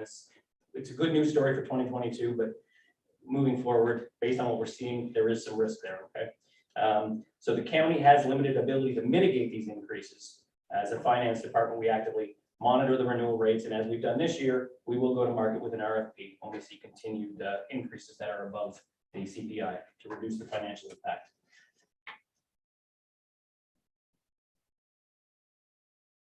Okay, and the final risk that I'd like to talk about today is listed as another caution, and that's just due to the general uncertainty, and it's in regards to possible funding disruptions over the next 3 to 5 years. With an election in 2022, there is uncertainty regarding what the government's post-election mandate might look like regarding ongoing funding, given the amount of funds that have already been issued to support municipalities to deal with the impacts of COVID. What this means is that there is a potential risk moving forward that the county may have less money to operate, which in turn could impact service levels. We will continue to actively monitor that situation. Can I question that? We shouldn't be budgeting based on predicted funding coming from province or feds or anything like that. So I'm not sure that the mitigation would be reduced service levels. We have to manage that as a council and as staff. So I'm not sure I agree with the statement there. Okay. Just a caution though. Yeah. And if I may, I think the point here is that through COVID, we got a lot of extra money we weren't counting on. And that likely won't be the case going forward until after COVID. I realize that, but making a statement, mitigation, reduce service levels, I don't like that statement at all. I don't agree with it. That's why it's two options, increase taxes or reduce service levels, raise the bridge, lower the water. That'll be council's choice. Or a bit of both. I thought Phil was worried about this council election.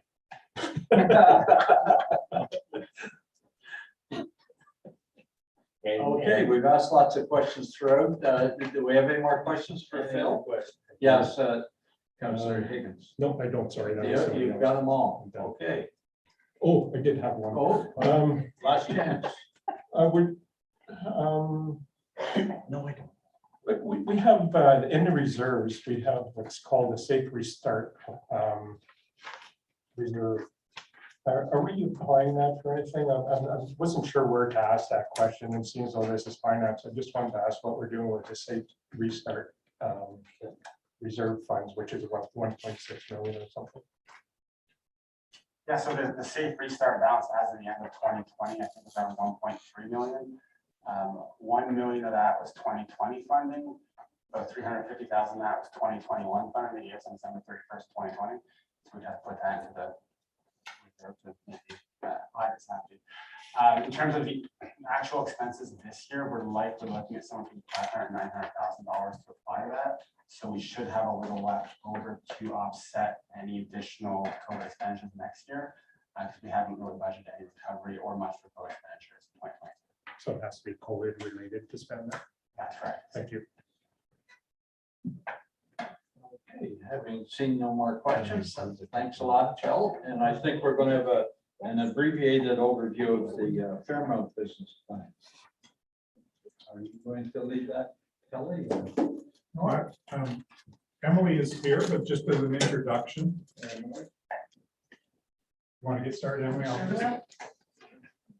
So as we reported yesterday, on Friday, we received our funding announcement from the province. And I think it's fair to say Alex and I and Susan and I met yesterday afternoon to review it. It's fair to say that it's going to eliminate the need for the project proposal that's included in your budget because it will be funded by the province. Having said that, I'll pass around a proposed motion that we're looking at for the November council meeting.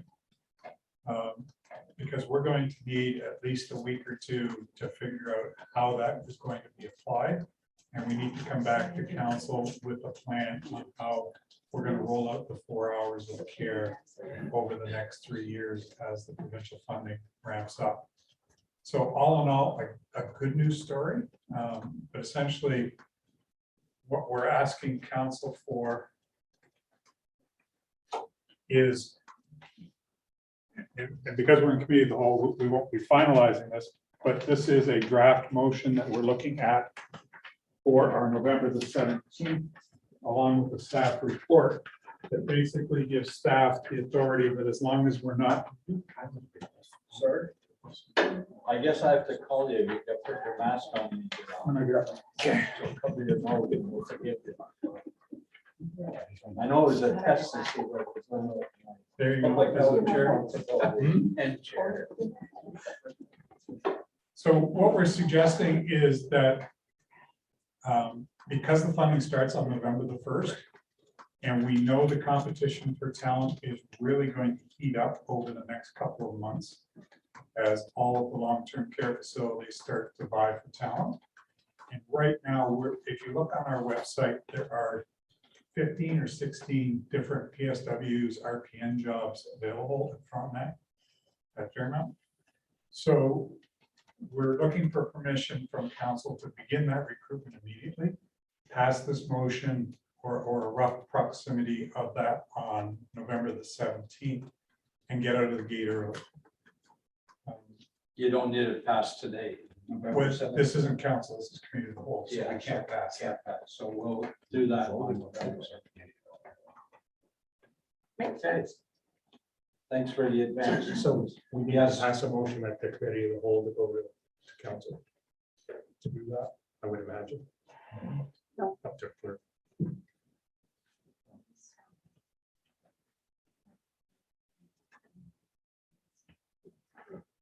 Warden Vanderwall, would you have a question? Well, my only question is, we can't change the pay incentive though to attract people any different than what we're paying now for all the rest of the staff, right? No, we can't. We're still gonna work within our collective agreement. So that's a little bit problematic at this point, and we are in a freeze period with that contract, so we can't make drastic changes to working conditions. I see some other jurisdictions offering signing bonuses. Yeah, we do as well. We offer referral bonuses. Yeah, so if Emily recommends a friend, then there is a referral bonus. You have to stay for so long, there are conditions, but Yeah. essentially what we're saying is there is no impact to the local levy.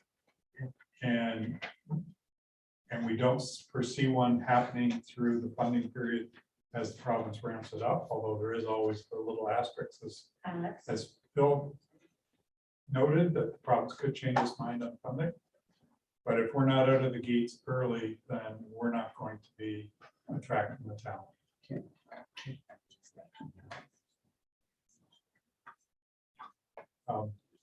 We'll get started. It won't necessarily. Just don't need it formalized. But by the time the offers go out and we do advertising, it'll be after November the 17th.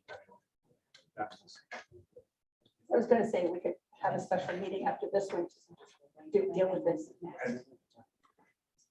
Well, we'd have to advertise a special meeting 48 hours in advance or something. By the time we go through all the machinations with the hiring process We're and going okay. through the collective agreement, it's gonna take a couple of weeks. anyway. November 17th. But Yeah. Okay, Emily. You have the floor, Good morning, Warden and Council. and you can take your mask off now and that we're Turn stabilized. on the microphone. Yeah, that works. Awesome. Okay, I'll try this again. Good morning, Warden and Council. Can you hear me okay?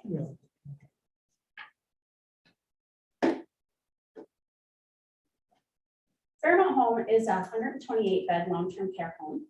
Looking at the current resident population, 8% of residents are from Frontenac County, 74% are from the city of Kingston, and 18% of our residents are from other areas. Fairmont Home is a 24-hour operation that provides nursing and support services and is governed by the Long-Term Care Homes Act. Our county council is the board of directors and licensee under the Long-Term Care Homes Act. And there are approximately 170 staff and 49 volunteers.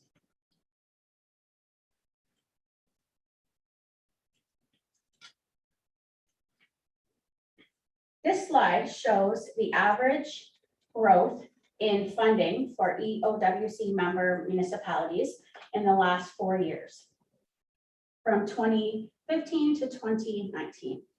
All the long-term care homes receive the same base per diem funding, with the exception of the nursing and personal care funding, which represents 55% of the provincial funding.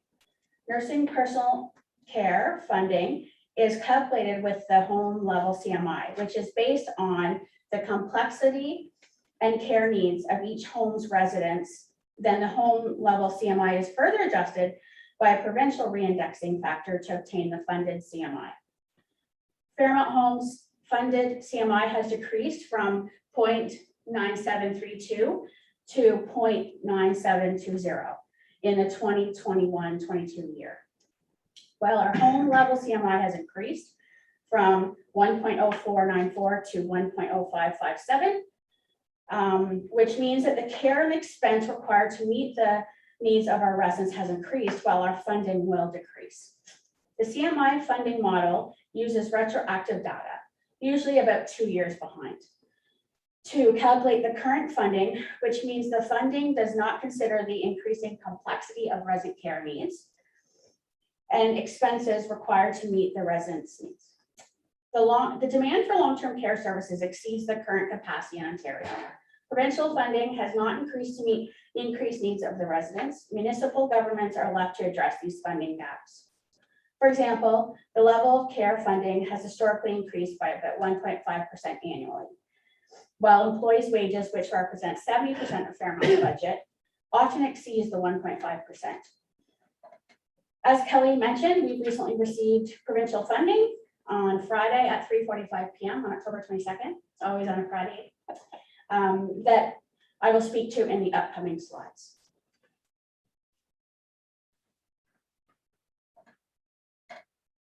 There has been a sharp increase in the proportion of residents with higher needs in the last decade. In 2020, the Ontario government placed a larger focus on aging at home and established strict metrics for admission to long-term care. Therefore, people are now coming into the long-term care at higher and later stages of physical and cognitive impairment, and their care needs are much higher.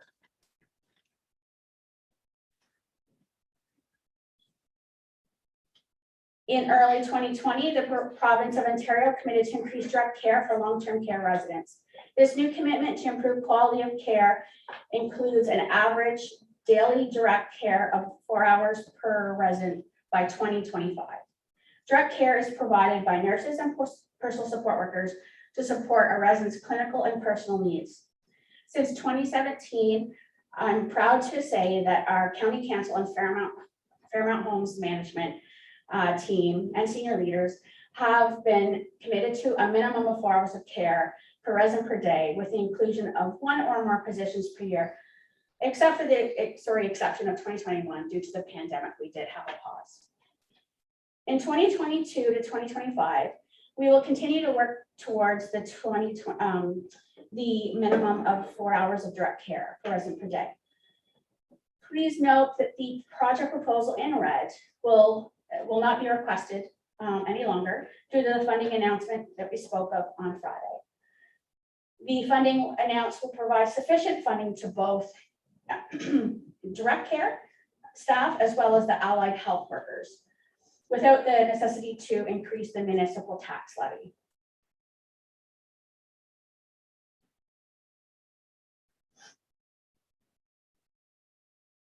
In 2020, Fairmont status is 3.09 hours per resident per day. This is a shortfall of 0.91 staff, which equates to about 14 staff. And wait, is that an improvement or not an improvement from 2019, 2018? Yeah, it has, each year it has improved except for last year, this year, 2021, we paused on any increases. So did it say the same as the year before? It should go down, obviously. No, it wouldn't go down. Okay, thank you.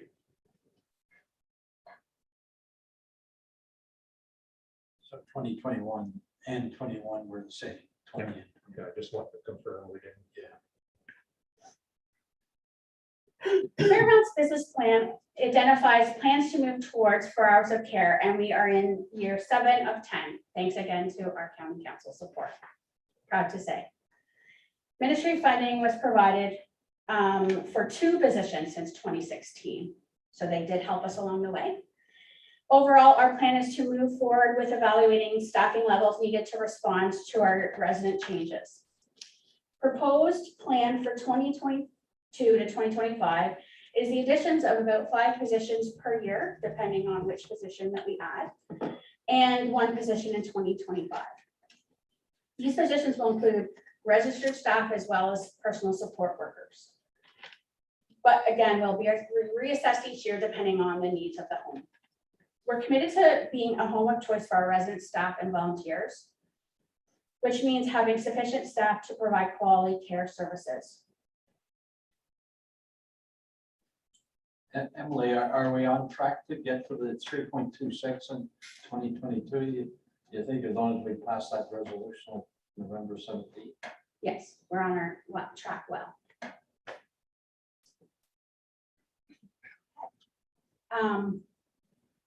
We will skip this slide due to the fact of the announcement of funding. This will help support our residents' quality of life.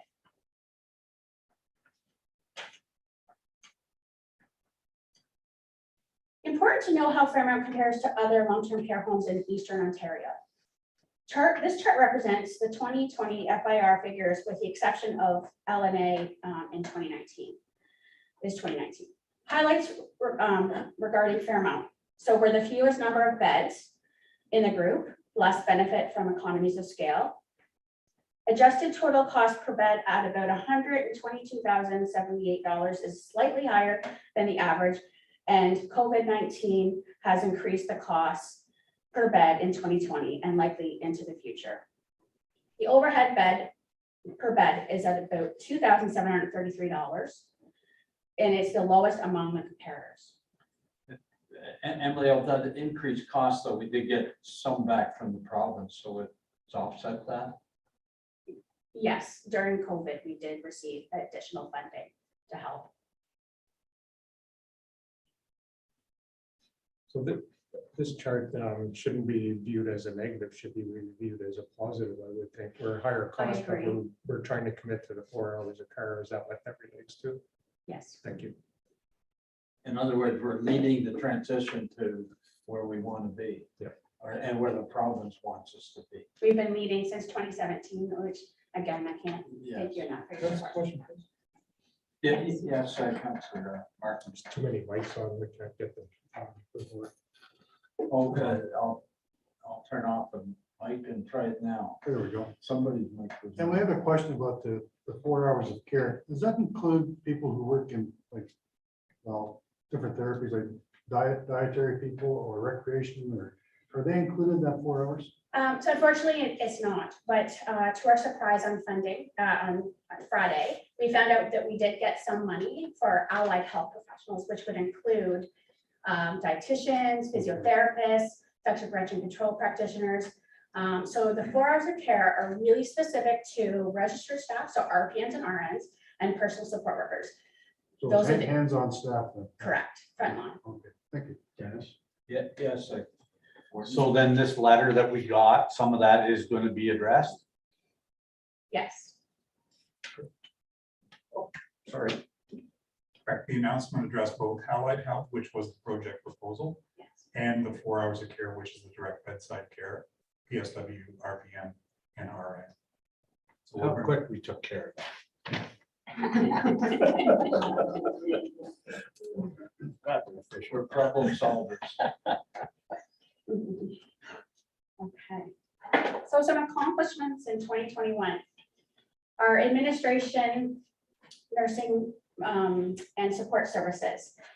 We had several guidance documents that were received daily from public health, the Ontario health teams, the Ministry of Long-Term Care, and Public Health Ontario, often hours before the directives had to be implemented. So several hours went in from the management team where we would interpret the news together, communicate it in the best way that we could, and ensure that we were meeting the mandate of the Long-Term Care Homes Act.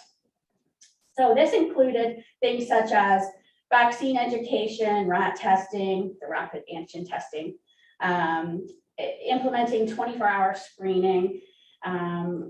There was a lot of resources required during COVID, and it certainly was a success. I think as a home that we pulled together quite well, and thank you to our senior leaders at the county as well as our council that helped support us through this time. We also received 1.2 million provincial grant for the replacement of Fairmont's Hvac system. This project will also include an assessment of the options available to provide air conditioning to each resident room as required by the Ministry of Long-Term Care. Some education was also provided to our nursing team on some new medical devices, trying to increase our quality of care at Fairmont. One is called a CRP device, which allows us to check the residents' blood levels to see in a timely manner within minutes if they have a virus or a bacteria. So that would help with describing for antibiotics. As well as we have been administering some CAD pumps and using PIC lines again, which is exciting to help provide the service required and decrease the acute care admissions. A trial program was initiated also to provide a dedicated recreationist on our on our secure home area, Lilac Terrace. This program provided increased stimulation and programming to our residents, and it decreased responsive behaviors and falls.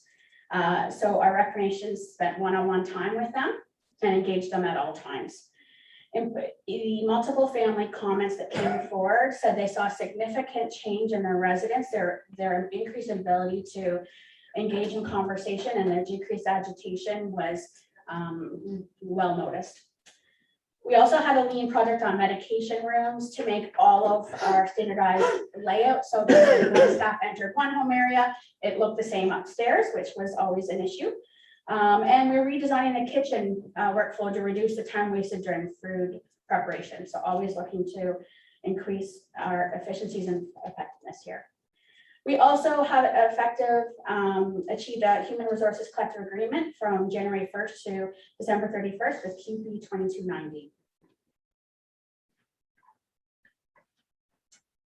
And there was some challenges in 2022 to 2026. This is what we can see happening. So some risks are the People's Health Care Act 2019. So we need to keep abreast of these changes, participate and collaborate as appropriate.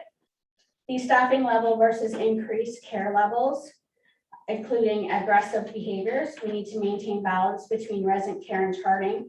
Education and services for staff must continue, and conducting audits regularly for charting to ensure we're maximizing the funding to support the care. Review charting reports, and we need to be following up with staff. The IPACs and the staff retention and staff recruitment. So we're going to continue to work with our lovely HR team, and we will do initiatives for recruitment and retention. And as it is a very competitive labor out in amongst us, regular and consistent approach to monitoring, following up on employee attendance is is done and will continue to be done. Implement our ADOC IPAC to address ministry IPAC requirements. Each time the ministry have been in the last few months, it's the first thing that they do is do very thorough IPAC investigations in the home to make sure we're complying, and that's a new piece to the act.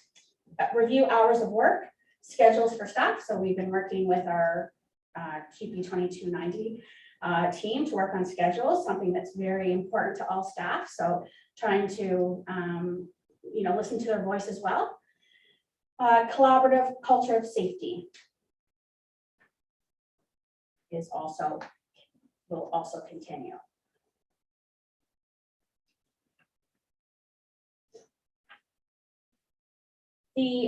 Another risk is the infrastructure, facility, and grounds maintenance. So the high priority continued for environmental services septic system, work closely with the Ministry of Environment and Public Health, establish sufficient reserves. The municipal contributions versus the provincial funding. So we're going to manage operating expenditures diligently, continue to document to ensure our proper CMI is reflected, seek alternative funding sources, and support Advantage Ontario and other key stakeholders for increases in provincial-based funding. The COVID-19 pandemic, comply with the provincial directives and IPAC best practices to safeguard residents and staff, and monitor PPE inventories and continue to procure from the different resources that are available to us.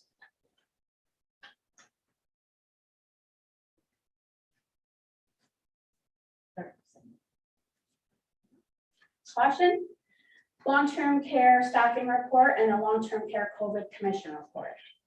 We're going to review the report and assess impact on Fairmont Home, the staffing strategies in the short and long term. We're going to monitor government changes resulting from the recommendations, and we're going to support Advantage Ontario in advocating for changes based on the report. Bariatric residents, we are going to have short and long-term planning for staffing, education, and equipment that is required, and infrastructure that is required to accommodate our bariatric residents. And scheduling software, we're going to participate in a needs assessment for replacement of our scheduling software.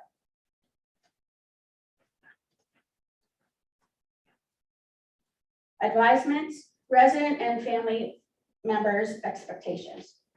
We have a lovely Assistant Director of Resident Service who's sitting at the back of the room, who focus on residents and families to better manage our expectations. We're going to continue open communications of our family, with our families and our resident council and family council. Our residents council has always been running, and our family council has just started up again, which we're really pleased about. Our appropriate staff attend resident care conferences so that the family and the staff are understanding the resident care plan needs. And we're going to address complaints in a timely manner. The resident accommodation fee is non-payment, regular monitoring of accounts receivable, and monitor small claims and legal action as required. Again, we will delete this slide due to the funding announcement of the allied health professionals. So the PT for recreationists, we are going to ask council support is no longer needed due to the funding announcement, which is very pleasing.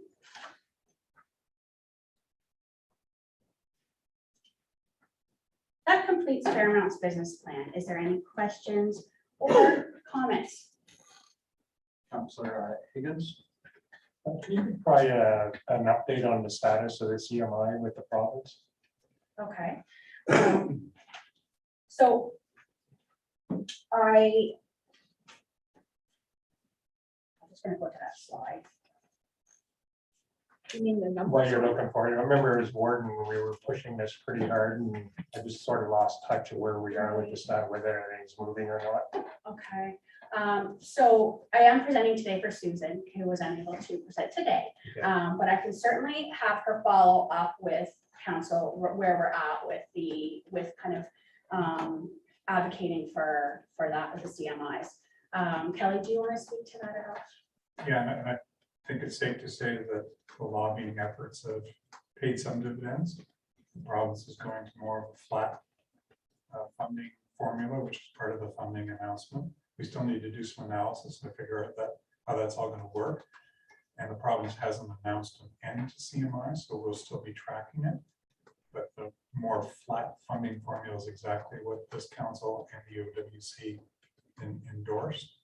But in part, why we need a little bit of time to analyze that is we need to see how the rubber hits the road, and whether the two RPNs that are currently collecting that data can be reallocated, or whether they're still going to collect that data. It's up in the air, but I think it's safe to say that your efforts and the efforts of the OWC and this council have paid some dividends as well. Good. Thank you. Making progress. And we have more detail on that on November 17th. I suspect, as the motion says, I think we'll probably be into the new year before we figure out, these are just, one-page letters, here's your numbers, until we see the actual written definitions. And Susan was trying to dig into it yesterday. And it's, they've moved, for example, directors of care from into the allied health category rather than the frontline category, which actually in the long term will help because it will need more staff on the floor. So safe to say it's going to take us a couple of months to figure it all out. It's good to hear. Okay. Yes, Warden Benwell. I guess my only comment is it's unfortunate it takes a crisis to start recognizing everything that was wrong, but it seems like they're starting to recognize some of the stuff obviously that was wrong. And fixing it. Agreed. Yes, Councillor Higgs. Yes, after listening to your presentation, and I get the feeling that this is probably the best long-term home in the whole region. Would you say that's true? I think I'm biased. Yeah. And the other Bruce, question. I think that's Ontario or maybe Canada. All candidates. Considering our council has supported us from 2017 to move towards bars of care, I think is a great indication. And is it one of the lower cost of long-term homes, and is there a waiting list for people? Right. So regarding the waiting list, it continues to be one of the larger long-term care waiting lists. When we connect with the Southeast Lynn, they do tell us that some certain beds do take, the lists are longer for here, which is a great representation of how we're doing. And then as far as cost, if I went back to the slide when I did the overhead cost, I feel that we're doing quite well. And again, Kelly and Alex could maybe speak a little bit more to that, unless that's fine. Yes, Councilor McDonald, you've got the floor. Thank you. I don't want the floor. I want answers. Well, you can try. Give us an idea of what the average age of entry to come in here. What are we looking at? About your age. Yeah, as long as I've been here, I feel like I should just stay. But I remember when the addition was put on, I was here and I thought there was one room dedicated for us, but I don't know. Right. So the average age would still stay in about the 80s. We do have, I believe now we're over 4 that are over 100. Which kind of makes the average in the 80s. We do have some residents that are in their 60s, unfortunately. We are seeing residents that are admitted that are complex care from Providence Care. So that's, as we spoke about the PIC lines and having that training, it was necessary with those resident admissions that we're seeing because they have the IV antibiotics and they need the beds for complex care at Providence. So there still is in the 80s in the midterm, I can get the actual median, but we are still seeing both age groups at the high and low too. Okay, I guess that's all the questions. Emily, thanks very much for the very good presentation and keep up the good work over there. Thank you again for your support.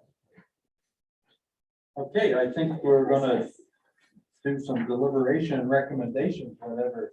Does somebody have a mind? Yeah, Alex, go to the front, Alex is gonna. put the slide up, just to remind the council, the next step is to discuss what your needs are in terms of. Order, please. I guess they don't listen to me. It's him, he's the Oh, talker. I know, I didn't want to point that out, but Kelly's trying to explain something. Sorry.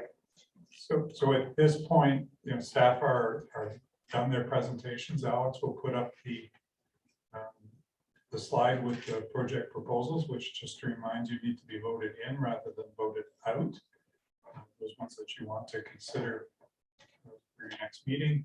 And also that if you need any further information or you wish further meetings, let us know. That's perfect, Alex. I can see that. And the clerk has reminded me that this is the last budget of this council. The next one will be done by the elected council the election year from now. So, Why does that need to be reminded? What's that? Is that a good thing or a bad thing? I don't know. she reminds me of a lot of things. I think what he's trying to say is thank you very much, folks, for all the work Yes. you put into this. That's over exactly what I'm the trying to last number of years.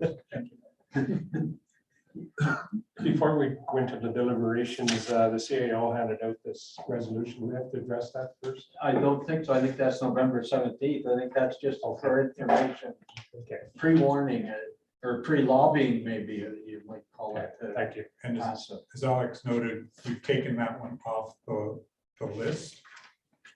And we will be proceeding with provincial dollars rather than levy dollars. Just to note, the proposed increase is 4.1 originally. Alex, The proposed increase is 4.18 originally. It's down to 4.09. We pulled out 0.4 here, which will be funded by.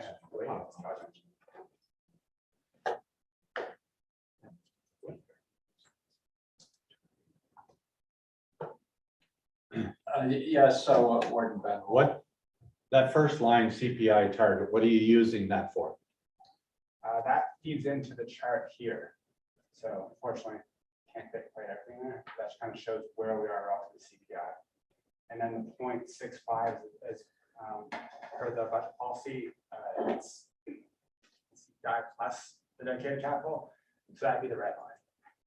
So you can see, even with everything in, we're below that red line, still below CPI plus capital with the capital levy increase in there. Just wanted to comment though, that we never used CPI in the past as a legitimate benchmark.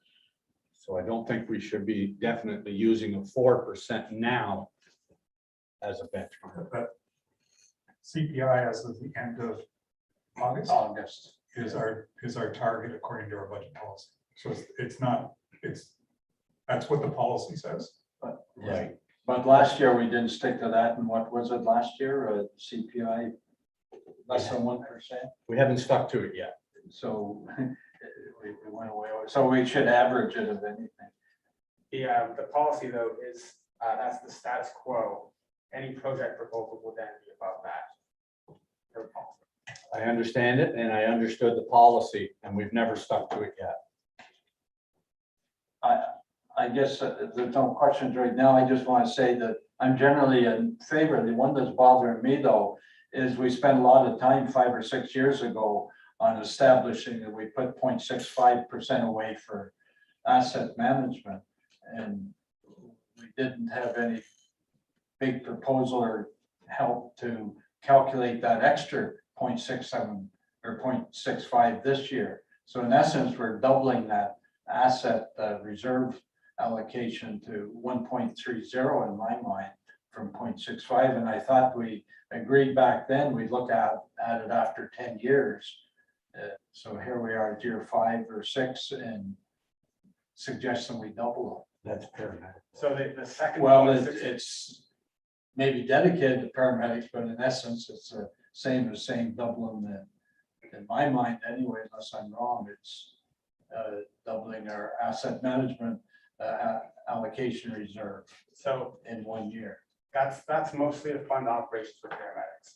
So most Right, of the but cost of that 0.65 would be the cost of resources and the cost of operating additional base and a vehicle. And that was to But, smooth out. But I think we were in pretty good shape there to start with. So I'm having a hard time rationalizing how we could support that one. And because once we put it in there, it's in there every year from here on out, probably. So we're talking quite a bit of money to the levy over the years. So the second line down, dedicated capital, is 0.65 approved in 2015, which will expire in 2023. 4, I think 4. We're down to 20. So that expires in 2024. The 0.65 was the budget proposal that Chief Chevalier and Alex presented yesterday to smooth out the increases for the paramedic increases over the next 5 years. So that one will expire in 5 years. And if you took it out, what's the difference? What difference does it make at the bottom? For the levy, Very I guess little. it lowers it by 0.65. Let's doesn't just it? take it out and see how much Not it quite. changes. No, it would be 0.65. So Up. I'd bring in a 3.44. The issue then is you would have, if everything that's proposed for 2023 goes forward, you're $277,000 in the county portion, which is probably about 2.5% to start with for 2023. Yes, Gordon Vanderwall. The 0.65 though is to take away those blips. Right. For the city and predictable ask. So I think that's, I'm not saying I support the budget, but I think that's an important aspect of it. I agree. And just to clarify. Councilor Ravel. So just to clarify, so this is for our portion of the levy. The city wouldn't be paying into this. They would still get the blips, but it would smooth out our portion. So unless they agreed to pay in advance for service level enhancements, they wouldn't be able to participate in this. This is to smooth our portion of that contribution. Yeah, so it doesn't help in that situation we had last year and the year before. I guess now you've confused me. What's the point then? Yes. We're not worried about our blip. We were worried about when we sent the bill to the city and there was a huge blip and everybody got No, excited. we were having blips as well. Big ones. I know, but it wasn't us that weren't willing to pay. So Alex has spoken to Desiree, told us what we're doing, and advised her that they're welcome to come along with us. That doesn't mean much. It's not right. We have no control Okay. Okay, yes, Councillor Bell, I think you have the floor now. Thank you, Deputy Warden. Just a note, the bottom 4 items, I believe we had business proposals in each of those, and I remember the Natural Heritage Study, I think was $110,000, and the regional CIP was $40,000. Where are they, or what's the? They're all funded from reserves. Yeah, the regional CIP was for reserves, but I think some of us were questioning whether we really needed that one, and that 40,000 coming from the reserve covers something else. Well, my point being is that I think is if it's coming from reserves, that certainly limits the impact this year. But they're like piggy banks, we've got to fill them back up again. So it has an impact, I think, for future years in terms of the levy that we'll face in the other years to replenish those reserves. Back to Joe's presentation yesterday, Councillor Ravel, this comes from the reserve that he presented yesterday on the handout. So every one of those projects under our budget policy needs to be approved by council, but we've essentially been funding it all along. So you could take that out and substitute another project, but that is been the funding plan for the last 7 or 8 years. I accept the fact that it was a dedicated reserve for that project. Then fair enough, that's the purpose of the funding set aside for it. But if it's just a general reserve, we're drawing it out for a project we pull in the air, then I'm not sure I agree with it. It is a specific reserve for that purpose, those projects that Joe handed out yesterday. Thank you. Councillor Bell, are you suggesting we pull that CIP one out at this point? It's not going to change the bottom number. No, but that 40,000 could be used for something else. And like I know Councillor Higgins said, yes, the economic development was the big itch, not the community improvement per se. I'm happy to hear the comments from other members. Thank you. Okay, thank you. Yes, Councillor Higgins. Yesterday, Joe presented on development charges project, we're going to take a study, but in that presentation, I can't remember the number, reported 110 or 120 to do the charges, but said he could get it down to probably do it for 70 or 80. So I'm kind of confused on what the actual number is to do this study. And there's an opportunity to reduce the budget in that That was regard. the natural That's your natural heritage study. Okay, And what Joe said was that that's the budget amount. We wouldn't advertise that. We bring it back to council when we do the next number. But based upon what 2014 cost. so And he that's, anticipates that it could be lower, but council will approve the final project. he was pretty sure it could be lower, and that impacts the budget. It was almost half of what he quoted, not half. But is that one in the? It's not, it It's doesn't not in the impact the levy, number. wasn't it? There's no The impact. reserves it It's impacts. not impacting levy. Okay, I understood. Okay, sorry. It's about like the debt charge and the CIP one. that. Okay, It's not affected. so my other one is, what I wanted to mention is the Auctioneer Tanks. I don't think that should be levied. I think that should be able to come out of reserves somewhere. I missed it. Which one? The oxygen tank holder for the Oh, yes. paramedics. I think that one, there has to be reserve money we can apply that to. It's not capital, so sustainability or another reserve. What reserve do we have that might be appropriate to put that in? Off the top of my head, capital replacement probably would be the most suitable one there. In terms of stabilization, we're already using that one to potentially fund part of LiDAR and the development charge study. And we're also funding the cell gap project. We had money for the first 2.5 years and there's next 2.5. So we're under target on the stabilization. I wouldn't feel comfortable recommending that we use stabilization for that. If it was going to come from anywhere, I would say the replacement reserve. But again, that's an underfunded reserve as it is. I would like to suggest we either find something for the reserve or eliminate it from the budget. Yes, Councillor, or Warden Benwell. The paramedics have a capital reserve because they borrowed from it before. So could they not use it out of that capital reserve? So that's the reserve that's underfunded. So we're good for 2022, but if once we're projecting, 5-8 years out, there's probably going to have to be some change in the funding level of that reserve. We're seeing vehicles increase by 4 to 5% a year as opposed to inflation, so that reserve getting more and more taxed. Is there a possibility to increase the contribution this year to basically pay it back up front? Yeah, we can look into that.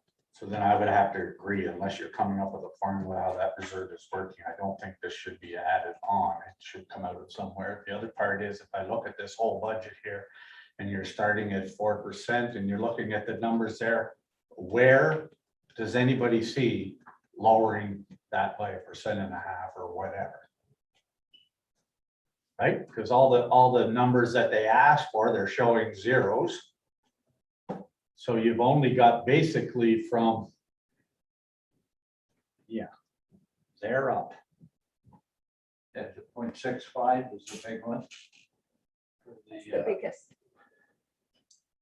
Yes, Councillor Smith, you have a question, comment? Call me old fashioned, but back in the day, as they say, at the end of the year, you had a surplus or a deficit, and you dealt with that in your budget.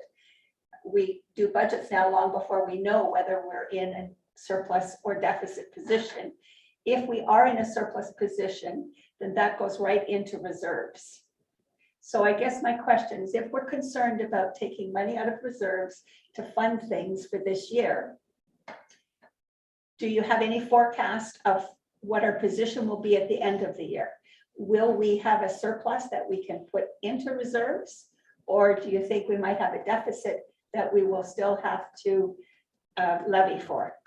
That is at the end of 2021, will we have money left over in various departments? To put into the reserve for 2022. Good point. Do you have a crystal ball there?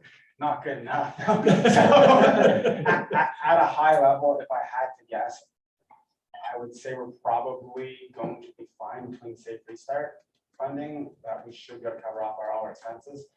That being said, there's another 2 months, another wave hits, hard to tell, but I don't want to commit to saying we're gonna have $100,000 surplus at this point. I wouldn't know that, but I would be leaning more to surplus towards deficit at this point. And along that line, Fran, a lot of municipalities wait till after year end's done, so they know that number, but we're trying to do it in advance. Well, and county has a policy, and the municipalities now all have policies that whatever's left over goes into reserves. Yeah. Which is a great thing to do.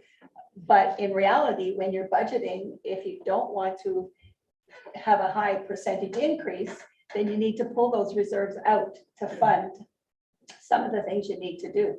So I think if we're looking at some of the higher items here, and we have reserve funds that don't have a lot of money in them, it might be nice to consider, if there is a surplus to come, that some of those reserves could be replenished. I don't think we're talking huge amounts of dollars here. Like the one for the paramedics, I think was $52,000. 71, I thought. 71? 52 is the total and our share was 10. So our share, that's $10,000 we're talking about on a $50 million budget. It just doesn't seem like a lot. Which one are we talking about? Their tanks. So there's two. So the dedicated levy, the 0.65, that was 71,480. Again, that's our levy, so we would be taking all 71,000 there. The auction holder for stretchers, that one was 52,500. Our portion of that was roughly 10,000. Yeah, that was the auction one.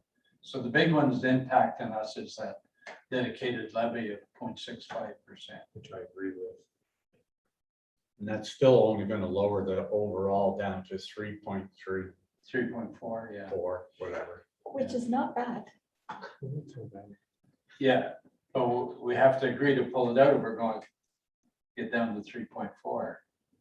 So it's 3.4 right now with That's with that dedicated 6.5 0.65 levy taken out. I'm fine with that. Just That's with it taken out. with it out though, just remember that the next council is gonna start at 2.5. Yeah, I don't, yeah. I So don't you're want that setting up taken the out. next council for, Do you hurt now or do you hurt later? But based on what Fran says, we might have a bunch of money left over at year end. And Or some? so we're trying to crystal ball it here. Are we in as bad a shape as we think? Well, this 0.65 to me is very, very important because of the hiring and the capital that we have to do over the next 5 to 10 years based on the staffing and that. And we need to have that reserve in place, not just for us, but for Kingston as well, if they want to get on board. I think that has to stay in. So where else would you suggest we Well, take maybe something to move it below that 4%? probably nothing, unfortunately. You don't have any magic, okay? Yes, Councilor Ravel. Thank you, Deputy Warden. So I am inclined to agree that the setting up a reserve or increasing the reserve for paramedics is valuable, but we've selected 0.65 as an arbitrary number. It could be 0.4, 0.35, some other number. But I think there's some merit in at least looking at increasing the budget for paramedics. Yeah, that would be a good idea. What would the impact be if we took it down to 0.4? Well, Easy to do in your during spreadsheet there. the presentation, Gail pointed out that that's the number she needs in order to smooth it out over for all the hiring and capital we have. It's not an arbitrary number picked out of the air. Gail did say. But maybe we ease into it, 0.4 this year and look at it next year. Does that have to go to 0.6 or 7? He's talking about the 65% stabilization, not the stretchers. No, I realize. that. So the 0.65 this year, and assume the 0.65 next year. And we would still be short based on what we're going to be adding in 2023 to the base and improve. You then need the 0.65 to 2024 to get you caught up again. So if you're gonna. That's if we don't have a surplus at year end to 2021, the point Fran was speaking. Sorry, Alex. Yes, working Vanderwall. Well, before we had a 0.65 dedicated already for capital replacement, whether that's Fairmont or whatever we're managing, right? And did that also portion, going back to what Dennis said earlier, a portion of that would have included ambulance bases, ambulance replacement too? replacement, but not new.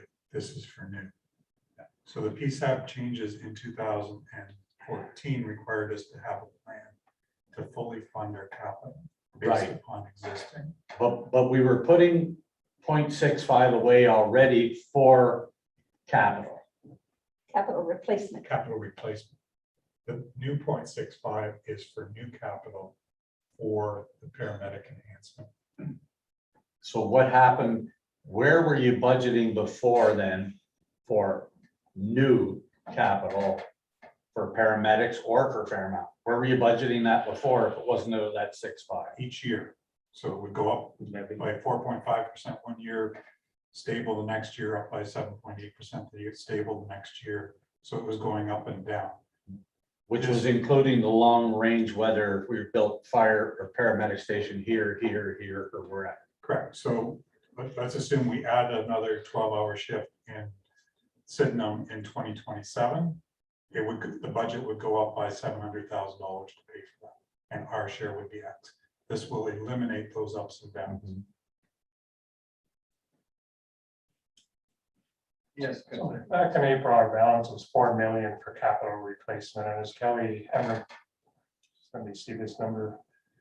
2020 is, and the asset replacement reserve is 4 million for capital replacement.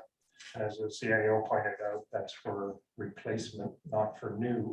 Can we not just change the policy? There's $4 million in there. Can we not change the policy? And It's not our policy. It's dictated by the Public Sector Accounting Board that you have to have a reserve fund for capital replacement. We could create a new reserve fund, and we have a policy, and we're year 7 or 8 of meeting that. We could have another fund, as I said yesterday, for unexpected capital or new capital. But that one's required under our accounting, public sector accounting. It's required, but it doesn't necessarily have to be at 0.65 or whatever percent. We could change that. What we put into it. Well, we could say, okay, this year we're gonna put half of it in the current one and create a new reserve for the Frontenac paramedics for new capital. I guess my other question is, and it'd be for Alex, can we not transfer some of the capital asset dollars to other reserves to help offset some of this? Is that a possibility? I'd have to look further into it. Again, the caution would be that we are underfunded on the capital reserves. So if there's anywhere I wouldn't, because we feel comfortable recommending taking away from it would be those capital reserves. Calculation, I would use it 0.65 from 2014. That assumed a Fairmont replacement in 2052 at a dollar cost, which would be pretty conservative right now. So we haven't done the full exercise since then, but I would anticipate that those requirements aren't dropping. Okay. So based on what I'm hearing here, I would like to move all this forward based on the finance department coming back and saying, looking to see if we can offset some money from other reserves to compensate. I think it's premature to take things out at this point when we don't understand the whole impact of the total budget yet. Yes, and I guess we don't have the exact number from all our partners yet either, so I think realistically, we got 2 months till the December meeting before we have to put our hands up and say what. So I think it's fair, we just move. But I think I hear around the room that we're close, but we probably all want to get it below 4%. The other variable is the assessment growth, the pure assessment growth, which at 1.5 would get us the true number, the number on your tax bill, not the true number. And I apologize if Jeff Green is listening. Because I hope he's listening. That would put the number on your tax bill at 2.5. Okay. Have we any more questions in this, or we want to ask if lunch is here? I have one question. The 4.09 represents how many dollars?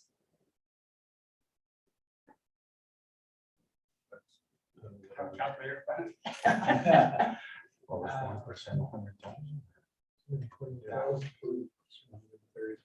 1% is 130. Roughly 450. Under 500,000.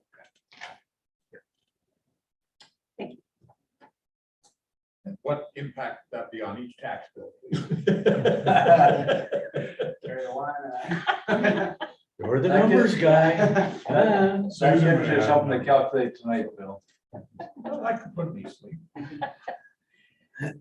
Okay, Is it safe to say that we'll bring this all back to council in November? Council was provided with a full reserve report at our May meeting. We can bring that back and let you have a look at that as well. To say that we're on council's time now, so. But there's no projection of, or there's no accuracy of what Fran was saying about what our Year end. reserves would have changed by year end or what we're up or down. That would be pretty hard yet. Well, we'd have that number probably in about April or May next year when Mr. Allen finishes with his accounting. So we'll have an indication earlier than that, but until it is audited by Howard, we don't make. And Howard doesn't do the work himself. But we should have an indication by January, February. well, February. we should know pretty close to the December meeting because all of our commitments are made by then, and we know what the salaries are, and we know we got outstanding invoices.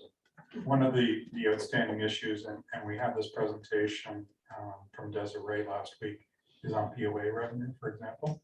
They're predicting a fairly rosy few months of POA revenue. If that doesn't come, that's a couple $100,000 right there. So again, there's outside variables that, will we have a good idea at the end of February? We'll have a pretty good idea. Will we know the final number? Not until Allen Partners finishes the audit in April or May. Yes, Councillor Higgs.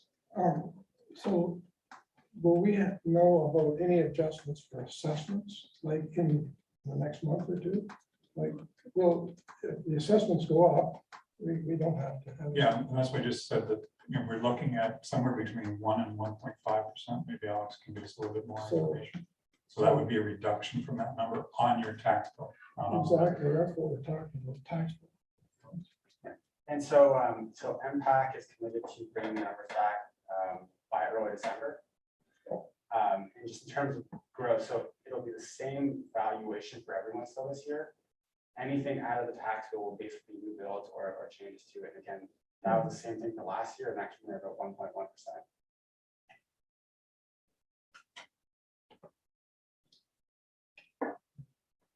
So what, based on the CAO's request, are we going to be doing that and review it again in November?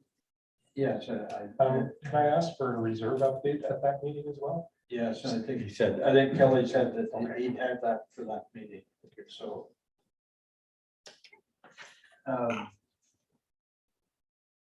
Is it time to adjourn then? We do have. Oh, you've got, yeah, I do have some great. you've got a, oh, here's a recommendation, a resolution. Sargent is out defense.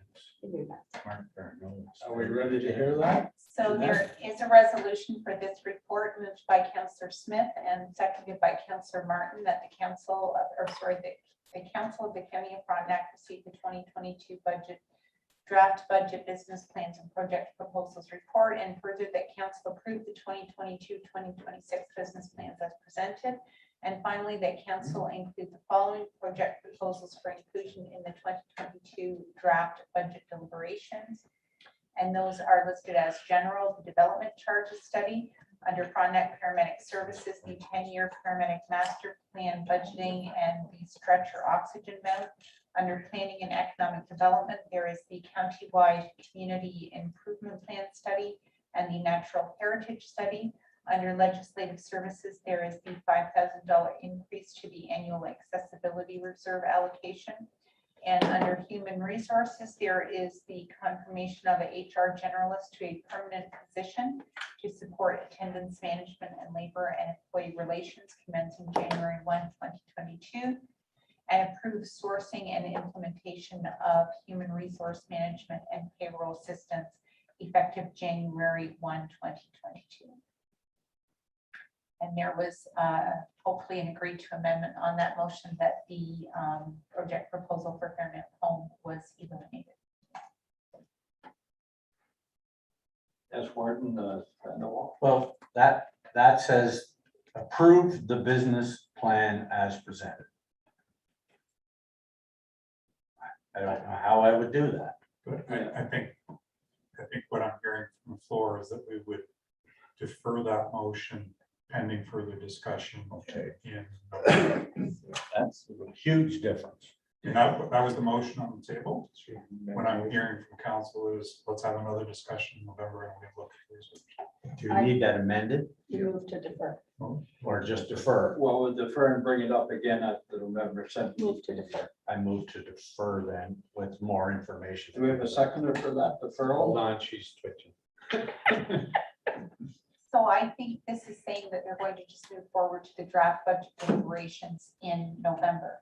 It does say that, but that one line says approve the business plan as presented and then still move everything to the budget. It's just But simply to technically, defer. it says you approve the Simply to business. defer. So sorry, Yes. the business plans, not the project proposals. So the business, Right. okay. I'm still not comfortable. I would like to defer it all to that meeting when we have more information. I'm comfortable the way it is because the project proposals are the budget part of it and the business plans are just the plans as presented. Well, that was just mine. So if nobody wants to second. Yeah. Second. Are we taking it back?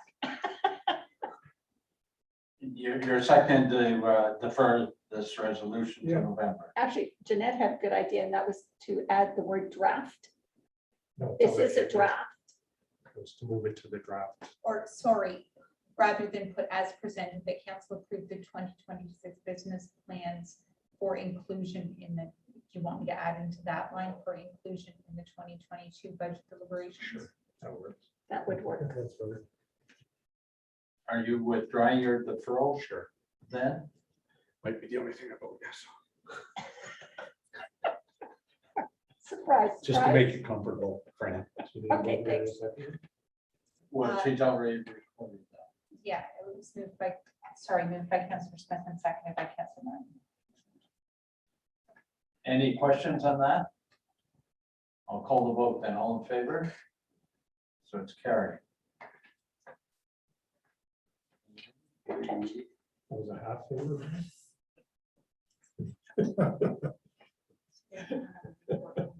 One other report. We've got public meeting budget comments. What's Office of the CEO? There's the request from the food policy. Okay. The rest. You want to read that? So it would require it, so it's moved by Councillor Hvac and seconded by Councillor McDonald that the Council of the County of Frontenac receive the Office of the Chief Administrative Officer grants to others funding requests from outside agencies and members report for information. Sorry. And further that council forward the funding request from outside agency budget consideration as follows. So the food policy has requested $500, so it's up to council how much they want to provide. So that's open to. That was what we provided last year. It wasn't actually provided last year. They came to council in 2019 and we provided it to them in 2019. In mid 2019, there was no request made in 2020, but there was a request made again this year. So is that just a procedural, can this committee, put that out, or does it have to go with the council? So everything will need to go to council. So you can opt to give them the $500 that you're asking or a different amount, or not give it to them at all. So this, But anything that you do give them would have to then be approved to council.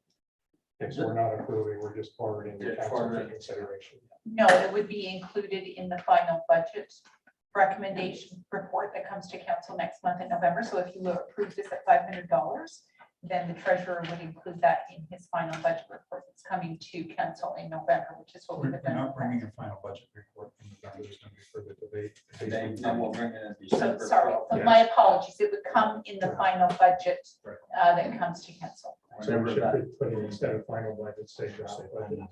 Yes. I'm not in the chair, but apology accepted.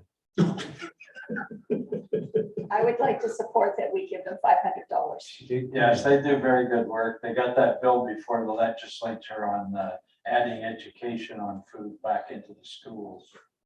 Like used to be there when we were going to school. Good old home ec. Home ec, yeah. Okay. Any more questions on that? I'll call the vote. So it's amended for draft. Yes, I have it carried as amended. Yeah. Oh, yes, Yeah. $500 and it now says for draft budget considerations. Making me thirsty talking like that. All in favor? Carry.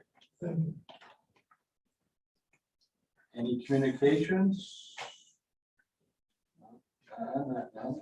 Motions, notice of which has been given.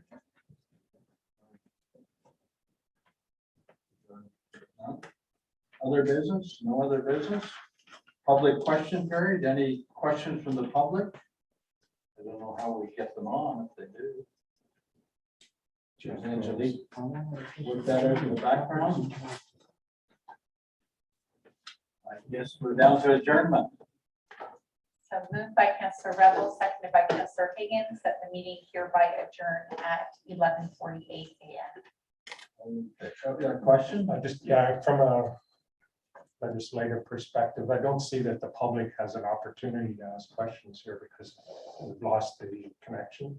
So it's another issue related to the live feeds and everything. How do we know if people are on here and how do we know if they want to ask a question or not? Angelique and Jasmine monitor, so they can put it in the chat if they want to speak. I realize that, but there's nothing up there that says, Yeah. no, like, Usually at North Frontenac, we usually say, no, there's no comment, but we just arbitrarily decide there's no public input without really checking if the public is actually here to ask a question. I would hope Angelique will come in if she has a question, but We are still live. we're still live.